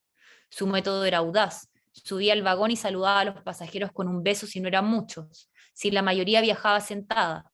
Algunos apartaban la cara con disgusto, hasta con un grito ahogado, algunos aceptaban el beso sintiéndose bien consigo mismos, algunos apenas dejaban que el asco les erizara la piel de los brazos, y si ella lo notaba en verano cuando podía verles la piel al aire, acariciaba con los dedos mugrientos los pelitos asustados y sonreía con su boca que era un tajo. Incluso había quienes se bajaban del vagón cuando la veían subir, los que ya conocían el método y no querían el beso de esa cara horrible.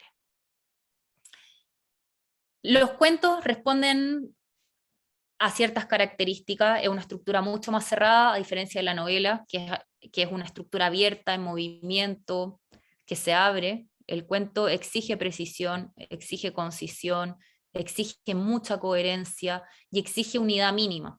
Eso significa que tenemos que ser capaces de decir lo que podemos en el menor espacio posible. Y de hecho tiene otra característica que se llama unidad afectiva. Eso quiere decir que un cuento es como un poema, nacen para ser leídos de inicio a final, sin parar. A diferencia de una novela que uno se puede demorar años, puede no terminarla nunca. El cuento no, porque si no pierde ese efecto, ¿ya? Por eso Borges decía que él nunca escribía novelas, porque lo que escribía en 50 páginas lo podía decir en 5 y que le quedaba un relato que funcionaba bien.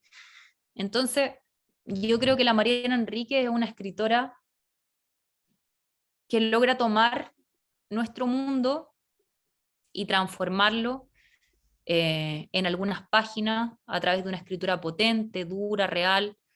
Es una escritura tremendamente potente, las mujeres ardientes, la belleza nueva, los ritos, el convencimiento, esta idea de quemarle el rostro a una mujer, que es terrible y es estremecedor, y que de alguna manera entonces te termina convenciendo, bueno, me convence, me hace sentido que surjan estas revoluciones que digan, bueno, todas vamos a ser iguales, no va a haber unas quemadas y otras no. Entonces lo terrible es cómo estas mujeres deciden autoinmolarse por esta causa. Y que hace que sea recordable, porque sería muy distinto que las mujeres cansadas de la violencia de género decidieran quemar a los hombres. No, es que deciden además quemarse a sí mismas. Para cerrar esta parte y darles la palabra a ustedes, voy a citar a Virginia Woolf, que siempre la recuerdo, pero la Virginia Woolf nos decía que un buen libro es aquel que va evolucionando. Una buena historia es aquella que va evolucionando como nosotros mismos vamos evolucionando en nuestra propia vida. Entonces uno dice, bueno, este libro que leí hace 20 años en realidad me sigue acompañando y se sigue transformando en mi memoria. Y yo creo que este cuento genera también eso, porque hay una construcción simbólica que sin duda nos perturba, esta es una escritura de la perturbación, y también esta idea de aceptar que la literatura tiene que ser un lugar de crítica. Cortázar decía, como no puede no ser comprometida la literatura, y hay grandes debates en torno a eso. Entonces la literatura, así como puede dar placer, puede estimular, puede ser algo meramente erótico, nos sirve para evadirnos, para pensar, para crear, bueno, también es un lugar que en el fondo te traiga nuevas preguntas, te despierta emociones, te revele las zonas oscuras del ser humano. Y el fragmento en el fondo de este texto y del cuento y varios fragmentos tienen que ver con las historias del dolor de las mujeres. Cuando uno lee a las narradoras, se va dando cuenta que la historia de la mujer ha sido escrita con mucho dolor, que las mujeres han tenido vidas difíciles y que en el 2022, bueno, siguen matando a mujeres. Entonces, esas cifras existen, continúan, y quizás en 30 años más las generaciones nuevas, o en 100 años más, no tengo idea, van a decir que increíble, mira, se agredía a las mujeres y estos cuentos nos recuerdan estos hechos, nos recuerdan que estas cosas existieron, que hubo mujeres torturadas a mano de sus parejas, de un conviviente, que la casa, que muchas veces debería ser un lugar de confianza, se puede volver tu enemigo, y que la pandemia nos mostró esto también, el aumento del consumo de alcohol y por ende de los hombres, cómo aumentaba la violencia familiar. Entonces, esos relatos y estos cuentos nos sirven para hablar de esto. Entonces, la literatura, y con esto cierro, es un recipiente de historia, y es una fuente también para entender cómo ha sido la historia de las mujeres y que esa historia tiene que ver con el ser aplastada. La Virginia Woolf decía en Un cuarto propio, pasará muchos años antes de que una mujer no se enfrente con un fantasma que deba ser asesinado y que le diga que no puede escribir, porque ese era el fantasma que nos decía, ¿cierto? Y aquí lo estamos viendo de muchas maneras. Es un cuento muy difícil de olvidar. Yo creo que además un escritor busca que uno no olvide lo que escribe, y la Mariana Enríquez hace que sea muy difícil pasar página, como dejar libre este relato. Tiene una escritura natural, cuando habla de la amiga anoréxica, por ejemplo, ¿cierto? Y el mismo personaje nos habla y dice, ahora que había una hoguera por semana, todavía nadie sabía ni qué decir ni cómo detenerlas, salvo con lo de siempre, controles, policía, vigilancia, eso no servía. Una vez le había dicho una amiga anoréxica a Silvina, no pueden obligarte a comer. Sí pueden, le había contestado Silvina, te pueden poner suero, una sonda, sí, pero no pueden controlarte todo el tiempo. Cortas la sonda, cortas el suero, nadie puede vigilarte 24 horas al día, la gente duerme. Era cierto. Esa compañera de colegio se había muerto finalmente. Silvina se sentó con la mochila sobre las piernas, se alegró de no tener que viajar parada. Siempre temía que alguien abriera la mochila y se diera cuenta de lo que cargaba. Hicieron falta muchas mujeres quemadas para que empezaran las hogueras. Es contagio, explicaban los expertos en violencia de género en diarios y revistas y radios y televisión, y donde pudieran hablar. Era tan complejo informar, decían, porque por un lado había que alertar sobre los feminicidios y por otro se provocaba esos efectos parecidos a los que ocurre con los suicidios entre adolescentes. Hombres quemaban a sus novias, esposas, amantes por todo el país, con alcohol la mayoría de las veces, como Ponte, por lo demás el héroe de muchos, pero también con ácido, y en un caso particularmente horrible, la mujer había sido arrojada sobre neumáticos que ardían en medio de una ruta por alguna protesta de trabajadores. Entonces, a mí lo que me parece es que la Mariana Enríquez en general trabaja muy bien la zona del lenguaje, de la propuesta estética, del tono, que sus historias van marcando también la manera en que va apareciendo este tono, hacen que la historia crezca también, logra que nosotros fijemos la atención en temas que son devastadores y nos dice, bueno, es importante el qué y el cómo. En los 3 cuentos que revisamos hoy, podemos darnos cuenta de que importa la idea, la trama, pero también el lenguaje, y que esas historias descansan en la manera que tenemos de contar. En el caso de la Mariana Enríquez es un lenguaje completamente distinto al de la María Luisa Bombal, es mucho más directo, más informativo, más rápido, pero al mismo tiempo no pierde la poesía. Antes de ayer una alumna en un taller literario me decía como, no sé cómo hacer para dejar de escribir como poéticamente, es como que me persigue. Y yo le dije, está bien que la poesía te persiga. Si a la poesía no hay que dejarla de lado, se nota mucho de hecho a aquellas personas que escriben y que no leen poesía. Lo que uno tiene que tratar de hacer, si es que su voz es muy poética, bueno, es darle más intención a la trama, a las acciones, a las atmósferas, pero la poesía no hay que renunciar nunca, porque en el fondo la poesía, que para mí es el género mayor, te da una profundidad también en la voz literaria. Bueno, todo lo anterior, y con esto sí que cierro, se relaciona con lo dicho por la Alejandra Pizarnik, que es una escritora poeta argentina que a mí me gusta mucho, que ella decía que cuando uno escribe por la herida, escribe por la cicatriz, y que escribir un poema es reparar la herida fundamental porque estamos todos rotos, porque estamos todos quebrados. Entonces eso en la literatura ocurre, cuando uno empieza a explorar y buscar, y uno se va dando cuenta que uno viene de esta tradición y que han habido muchas mujeres en todos los tiempos que van abriendo las puertas para ser capaces de que nosotros veamos qué se ha escrito, qué ha pasado y cuáles son los temas o los tópicos que rodean o golpean el ser mujer y que se va repitiendo, ¿cierto? Hoy las escrituras son más directas, con menos vergüenza y pudor, como finalmente, creo yo, debe ser siempre la buena literatura. Doy la palabra a Sofía, Verónica y Carlos, en ese orden. Hola. ¿Cómo estás? Ya, bien, gracias. Me pasó lo mismo un poco con la lectura cuando estaba leyendo el cuento y dije, no, tengo que volver atrás porque las mujeres se están quemando. Entonces como que me dio risa cuando hiciste esas precisiones, como que no entendí.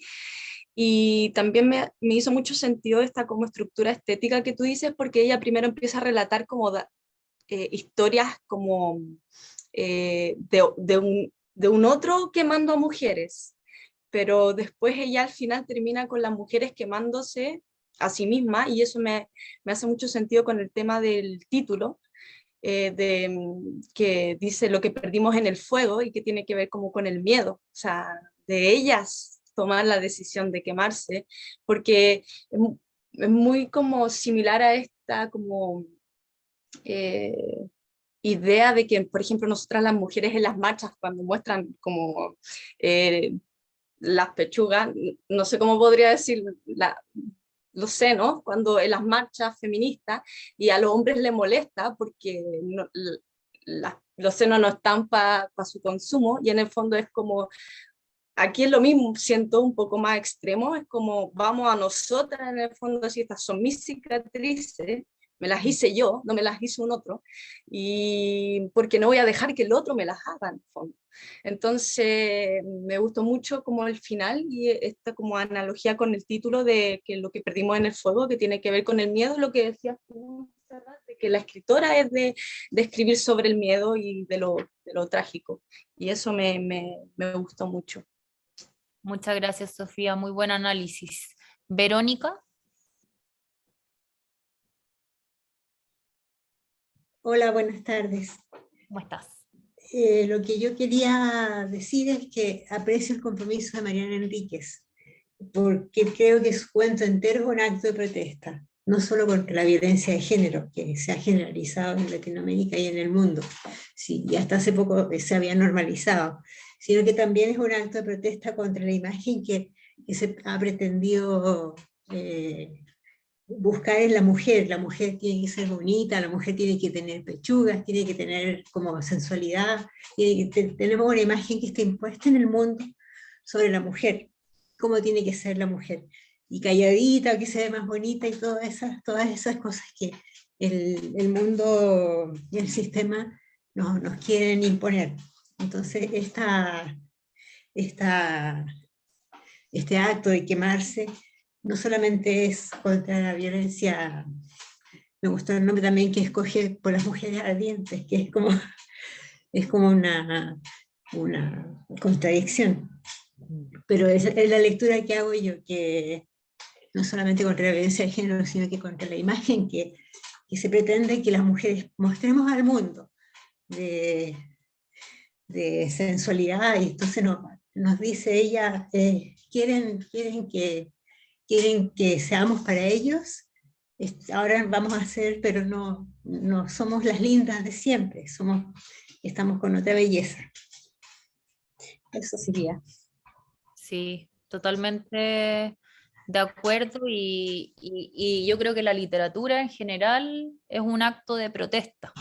O sea, escribir es lo que decía la Marguerite Duras, tantear en la oscuridad. Es como andar con una vela en una pieza oscura y de repente encontrar una palabra. Juan Carlos Onetti, por ejemplo, se quedaba hasta las 5 de la mañana buscando la palabra precisa.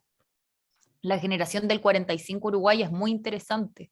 Ahí sí o sí hay que leer a Idea Vilariño y a Cristina Peri Rossi, tremendas. Ambas son poetas que le imprimen también qué significa ser mujer.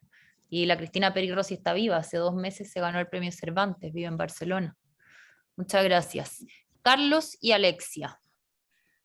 Bien, eu ia dizer que quando li este cuento, o que me acordou, eu não sei se é esse mito ou não, pero há uns 20 anos diziam em Portugal e em Espanha que havia gitanos que mutilavam a seus próprios filhos para melhor viverem na mendicidade, porque já haviam chegado a um nível tão baixo em el estrato social que viviam melhor explotando a mendicidade que propriamente por outras formas. Esse me acordou um pouco este cuento.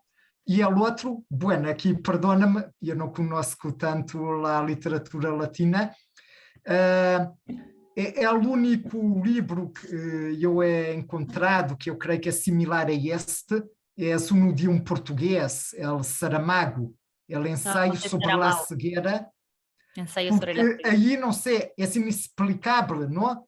Pero de alguma forma todos se volvem cegos, todos se volvem violentos, e assim passa de forma inexplicável, e isso me acorda um pouco que aqui, bueno, obviamente que não é realista que as pessoas, as mulheres se vão mutilar a si mesmas, não? Assim que me ocorre que é como é o mecanismo de violência em Saramago.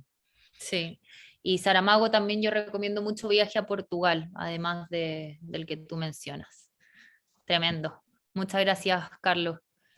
De hecho, ahí Saramago dice que el viaje no termina jamás, solo los viajeros terminan, y que ellos mismos están perpetuamente condenados a seguir en sus propias narraciones de viajes interiores. Muy bonito también, como esta búsqueda de Ítaca, ¿cierto? De Constantino Cavafis, también tremendo. Sí. Gracias. Hola, Alexia. ¿cómo están?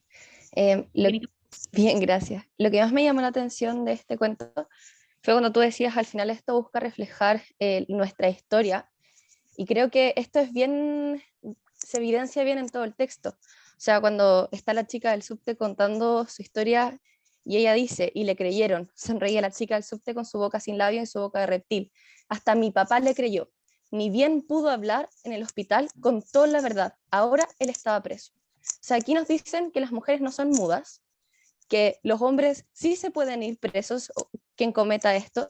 Después nos habla de feminicidio, o sea, estamos hablando de que ya existe penalmente algo que tiene esta violencia de género. Habla de los expertos de violencia de género, catalogan esto como tal.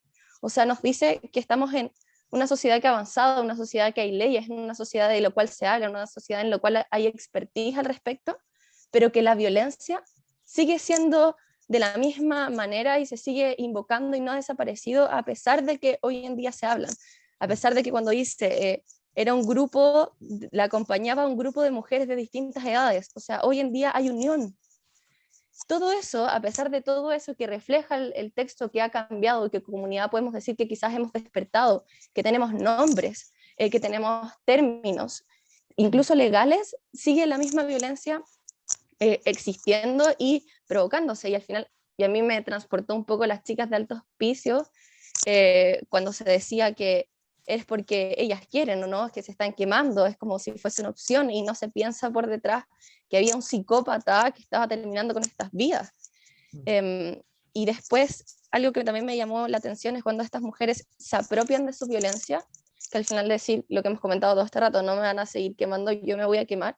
Creo que nos refleja de que la violencia es parte de la cultura de la mujer, porque yo soy capaz de apropiarme de ello, y que también nos refleja cómo nos estamos moviendo las mujeres. O sea, Mayo Feminista, cuando las de la Cato y después todas las mujeres se sacan, muestran sus pechugas, y al final es como, tú no me vas a desnudar más, este es mi cuerpo y yo te lo muestro y yo me hago parte de esta violencia que me están impregnando como violencia, y yo no la voy a, al final la tengo que hacer propia para hacer terminar el hecho de que el otro me haga violencia a mí. Y eso creo que también nos refleja mucho cómo estamos viviendo como sociedad, y también es como preocupante, ¿no? Que tengamos que apropiarnos de esta violencia cuando existe voz, cuando existe unidad, cuando existen leyes, para hacerse notar de lo terrible que es. Eso. Muchas gracias, Alexia, muy buena reflexión. Es terrible, como casi que citando el fuego en esta obra, termina siendo como el camino de la liberación, pero al mismo tiempo de una liberación que también es muy horrorosa. Hay un libro que puede venir muy bien, es Lo bello y lo triste, ¿cierto? Lo bello y lo triste de Kawabata, Yasunari Kawabata, Premio Nobel de Literatura, del 72. Exactamente. Gloria, ¿cómo estás? Hola, hola. Bueno, a mí me gustó esta parte donde menciona, si siguen así, los hombres se van a tener que acostumbrar. La mayoría de las mujeres van a ser como yo, si no se mueren. Estaría bueno, ¿no? Una belleza nueva. Entonces esto me lleva un poquito a romper como ese canon de belleza instaurado por el gran Petrarca, ¿no? Esta mujer rubia, de ojos claros, sumisa. Entonces esa parte me gustó mucho, algo que mencionaba Verónica también por ahí hace rato. Entonces eso, ¿no? Que también está obviamente la violencia a flor de piel en todo este cuento, pero me gustó esa parte porque es como rompamos este canon de belleza establecido hace siglos atrás y construyamos este nuevo, ¿no? Pero así desde el horror. Así que bueno, eso. Desde el horror, totalmente, la escritura del horror. Muchas gracias. Bueno, nos quedan unos 12 minutos, así que vamos a terminar con Guadalupe Nettel, El matrimonio de los peces rojos. Para mí la Guadalupe Nettel ha sido una escritora que me acompaña, una escritora que está muy vigente. Nació también en 1973. Es mexicana, la literatura mexicana, la verdad. Hace un tiempo leí El invencible verano de Liliana de Cristina Rivera Garza, un libro que recomiendo, que también habla del feminicidio. De hecho habla cómo en 1990 la única hermana de Cristina Rivera Garza fue asesinada por quien fuera entonces el novio de su juventud, y a partir de entonces ya empieza a reconstruir lo que ha pasado en los últimos 30 años, en este caso, donde además este hombre sigue desaparecido, se fuga el día que la asesina. Así que la Cristina Rivera Garza es una escritora que yo creo que además hay que leer, hay que pensar, hay que interpretar. Es un libro obviamente de no ficción tremendo, pero también que se apoya muy bien en el lenguaje, en un lenguaje que también es muy poético, que creo que es lo que comparten en general las tres autoras que hoy revisamos. Es una escritora premiada, quizás han leído alguno de sus libros. El matrimonio de los peces rojos es un libro de cuentos que además ganó el premio de narrativa breve Ribera del Duero, pero también hay otros libros que quizás leyeron de ella. Tiene El huésped como novela, El cuerpo en que nací, Después del invierno, que para mí es lejos el mejor libro de ella, se los recomiendo mucho, se ganó el premio Real de novela de hecho, y La hija única, que salió el 2020 y que habla precisamente de una mujer que tiene una hija que va a morir después de que nace. Pero obviamente todo cambia, no les voy a adelantar, pero lo interesante de la Guadalupe Nettel es cómo, estando hoy tan viva, escribe sobre cómo somos las mujeres, pero también desde una perspectiva de esta sociedad patriarcal. México, que además es un país tremendamente machista, y donde tú vas descubriendo cómo los personajes se debaten en torno a sus contradicciones, a sus propias contradicciones. Siempre son mujeres, y siempre son mujeres que están deseando, son mujeres deseantes, ¿cierto? No mujeres deseadas, son mujeres deseantes, pero al mismo tiempo herederas de todo este sistema patriarcal. Y este cuento es como un gran ejemplo, ¿cierto? Este es un cuento largo, de 26 páginas, donde además nos habla de un matrimonio en crisis a partir del nacimiento de la única hija que tienen y cómo se desmorona, ¿cierto? Esta historia. Y hay situaciones que a uno le dan mucha rabia, creo, como que logra captar muy bien la psicología de este hombre de este tiempo, que sigue siendo completamente heredero de todas las prácticas patriarcales que aparecen, por ejemplo, en el árbol, ¿no? La personalidad, la manera de ser con ella, el maltrato también, esa cosa, aparte lo que tiene la Guadalupe Nettel es que siempre se mueve como en ese maltrato que te deja dudas si es maltrato o no, porque es tan invisible, es tan sutil. La escena de las naranjas, ¿cierto? En el matrimonio de los peces rojos, se recordarán en esa escena, cuando ella quiere comerse una naranja, está embarazada, y él dice como, no, es muy cara la naranja, cuánto cuesta, etcétera. Entonces, como esa violencia solapada, ese control, esa manipulación, esa dualidad en el fondo. Está también la figura de la madre, que es importante analizarla. Ella también, el maltrato laboral que recibe de ser madre, y al mismo tiempo una característica que me llama la atención de la Guadalupe Nettel como narradora es que sus personajes siempre están en crisis y siempre están a punto de explotar, pero no explotan. No son trágicos, no son dramáticos, siempre como que están ahí, como aguantando, aguantando, aguantando. Es como la mujer, parece que las mujeres debemos siempre estar aguantando. Voy a leer el inicio y doy la palabra. Ayer por la tarde murió Oblomov, nuestro último pez rojo. Lo intuí hace varios días en los que apenas lo vi moverse dentro de su pecera redonda. Tampoco saltaba como antes para recibir la comida o para perseguir los rayos del sol que alegraban su hábitat. Parecía víctima de una depresión o el equivalente en su vida de pez en cautiverio. Llegué a saber muy pocas cosas acerca de este animal. Muy pocas veces me asomé al cristal de su pecera y lo miré a los ojos, y cuando eso sucedió, no me quedé mucho tiempo. Me daba pena verlo ahí, solo, en su recipiente de vidrio. Dudo mucho que haya sido feliz. Eso fue lo que más tristeza me dio al verlo ayer por la tarde, flotando como un pétalo de amapola en la superficie de un estanque. Él, en cambio, tuvo más tiempo, más serenidad para observarnos a Vincent y a mí, que estoy segura de que a su manera también sintió pena por nosotros. En general se aprende mucho de los animales con los que convivimos, incluidos los peces. Son como un espejo que refleja emociones o comportamientos subterráneos que no nos atrevemos a ver. El tema de los animales es fundamental en la literatura de la Guadalupe Nettel. Incluso no sé si alguien leyó La hija única. En La hija única aparecen unos pajaritos en el balcón que vienen como a tomar el sol y que tienen que ver con el nido y que en el fondo tienen que ver con este embarazo, que en el fondo la hija única problematiza el embarazo. Son dos amigas, una que siempre quiso ser madre y otra que nunca quiso ser madre, y cuando sabe que la otra está embarazada le dice, pero si tú nunca quisiste, y le dice, no, yo siempre quise ser madre, tú eras la que no quería y yo no te lo decía como para no pelear. Entonces, bueno, empiezan ahí a debatirse, pero los animales, como, y uno dice, bueno, ¿están hablando de los animales o están hablando de ellos también? Porque pareciera que también se refiere a este marido, ¿cierto? Que cuando se acercó y aparece, bueno, se derrumba.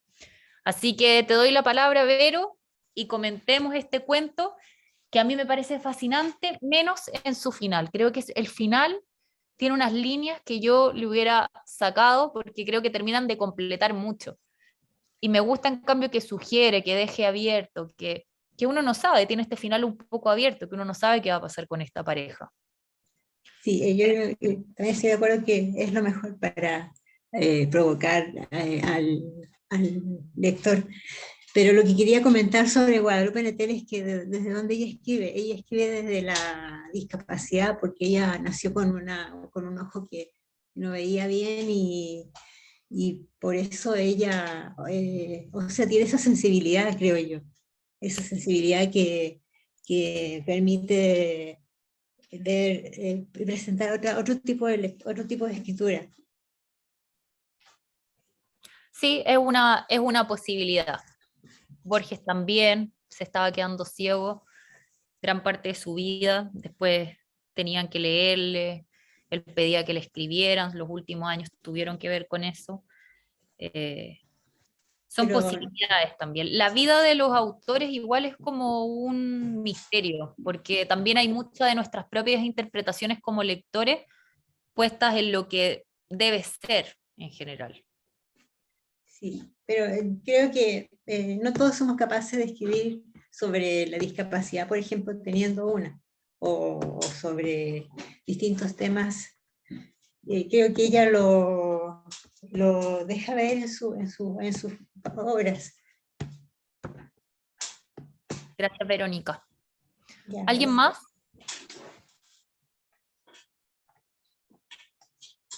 Martina. Hola, ¿se escucha? Sí. Bueno, yo cuando leí el cuento, yo como que cuando lo terminé sentía que los peces se representaban como a la pareja. Sentía que pasaba lo mismo, porque como que decía que no querían verse, como que un rato se querían, después ya no. Entonces como que los peces, como que cuando ella los veía, tal vez como que ella sí sentía representada en ellos.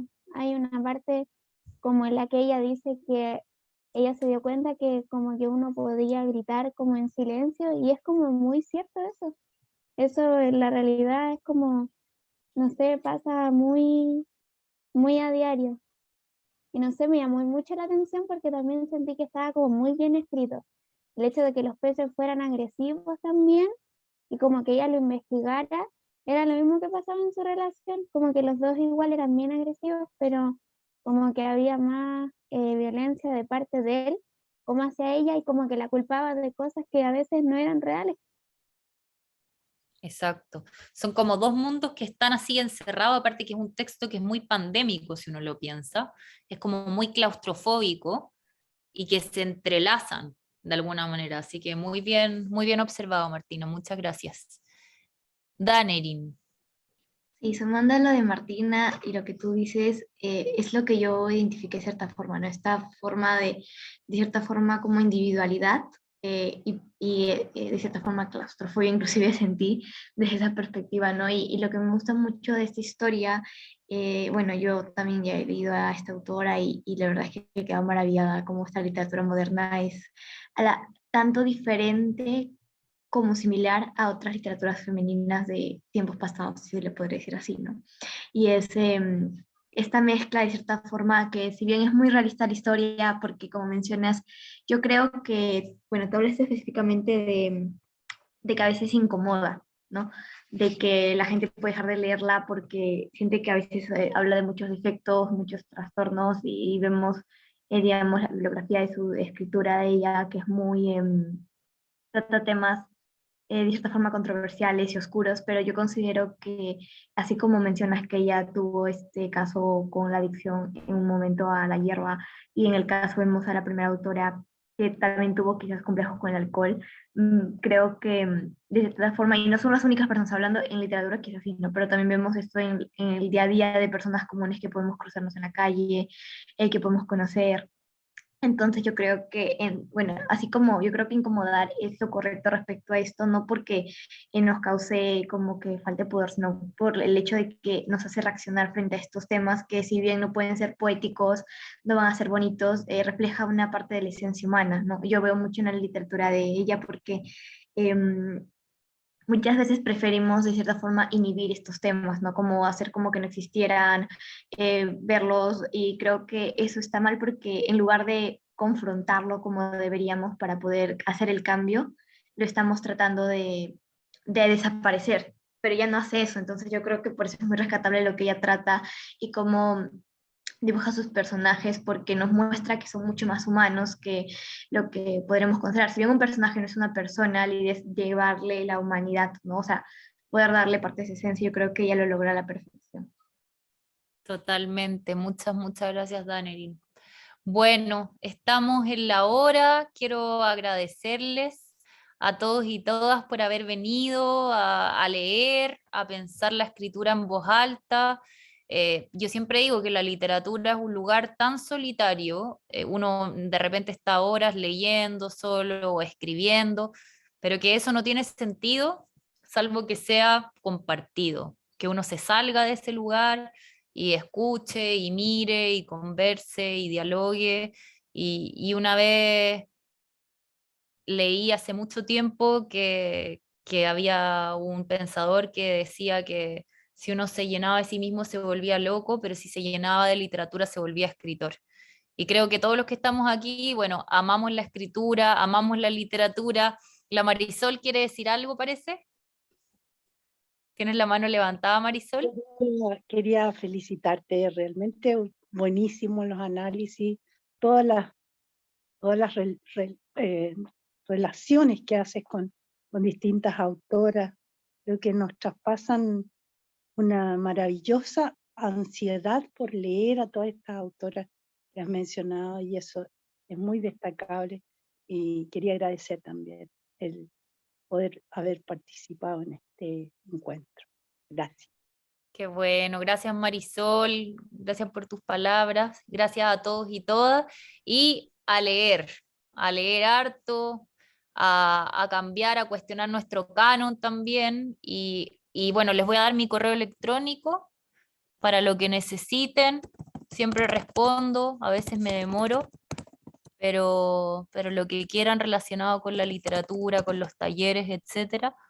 Aquí les dejo mi mail, montserratmartorellcolón@gmail.com. Así que un abrazo grande y que tengan un buen viernes y un buen fin de semana. León. Estamos a la espera de tu programa de televisión de literatura.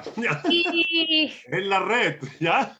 En la red a partir del 1 de julio a las 9 de la noche, los viernes, el primer programa de literatura después de 20 años en Chile, en la televisión abierta. La idea es volver la literatura popular. Así que vamos a tener 12 invitados, escritores, escritoras, que va a estar muy bonito. Ahí lo veremos. Gracias, León. Muchos éxitos y gracias a todos por participar. La verdad que ha sido muy bonita sesión. Gracias, Dani. Yo quiero dar las gracias también por la oportunidad que da la universidad también de hacer estos talleres en forma gratuita. Para mí, que estoy lejos de Chile, escucharte, Montserrat, con todos los autores que recomiendas y todo, de verdad que es un gusto, como siempre. Te sigo ya con tus talleres, así que ojalá que vengan más para seguir aprendiendo. Vamos a seguir haciendo. Muchas gracias, Elizabeth. La iniciativa me parece súper bien y ojalá que esto siga así, porque en el fondo así todo el mundo aprende. Muchas gracias. Gracias a ti, gracias por tus palabras. Gracias, que les vaya muy bien. Gracias, Montserrat. Que estén muy bien. Gracias. Chao, muchos cariños. Cuídense. A todos. Muchas gracias por todo. En el próximo taller, que será el último, así que por favor vayan, no se lo pierdan. Gracias, Lucita. No sabemos qué vamos a hacer después de esto, de los viernes, cuando se acaben los talleres. ¿Qué vamos a hacer? Va a quedar un vacío. Sí, necesitamos más clases. Gracias. Sí. Chao. Chao. Gracias, Montserrat. Gracias, un abrazo. Chao. Chao. Gracias.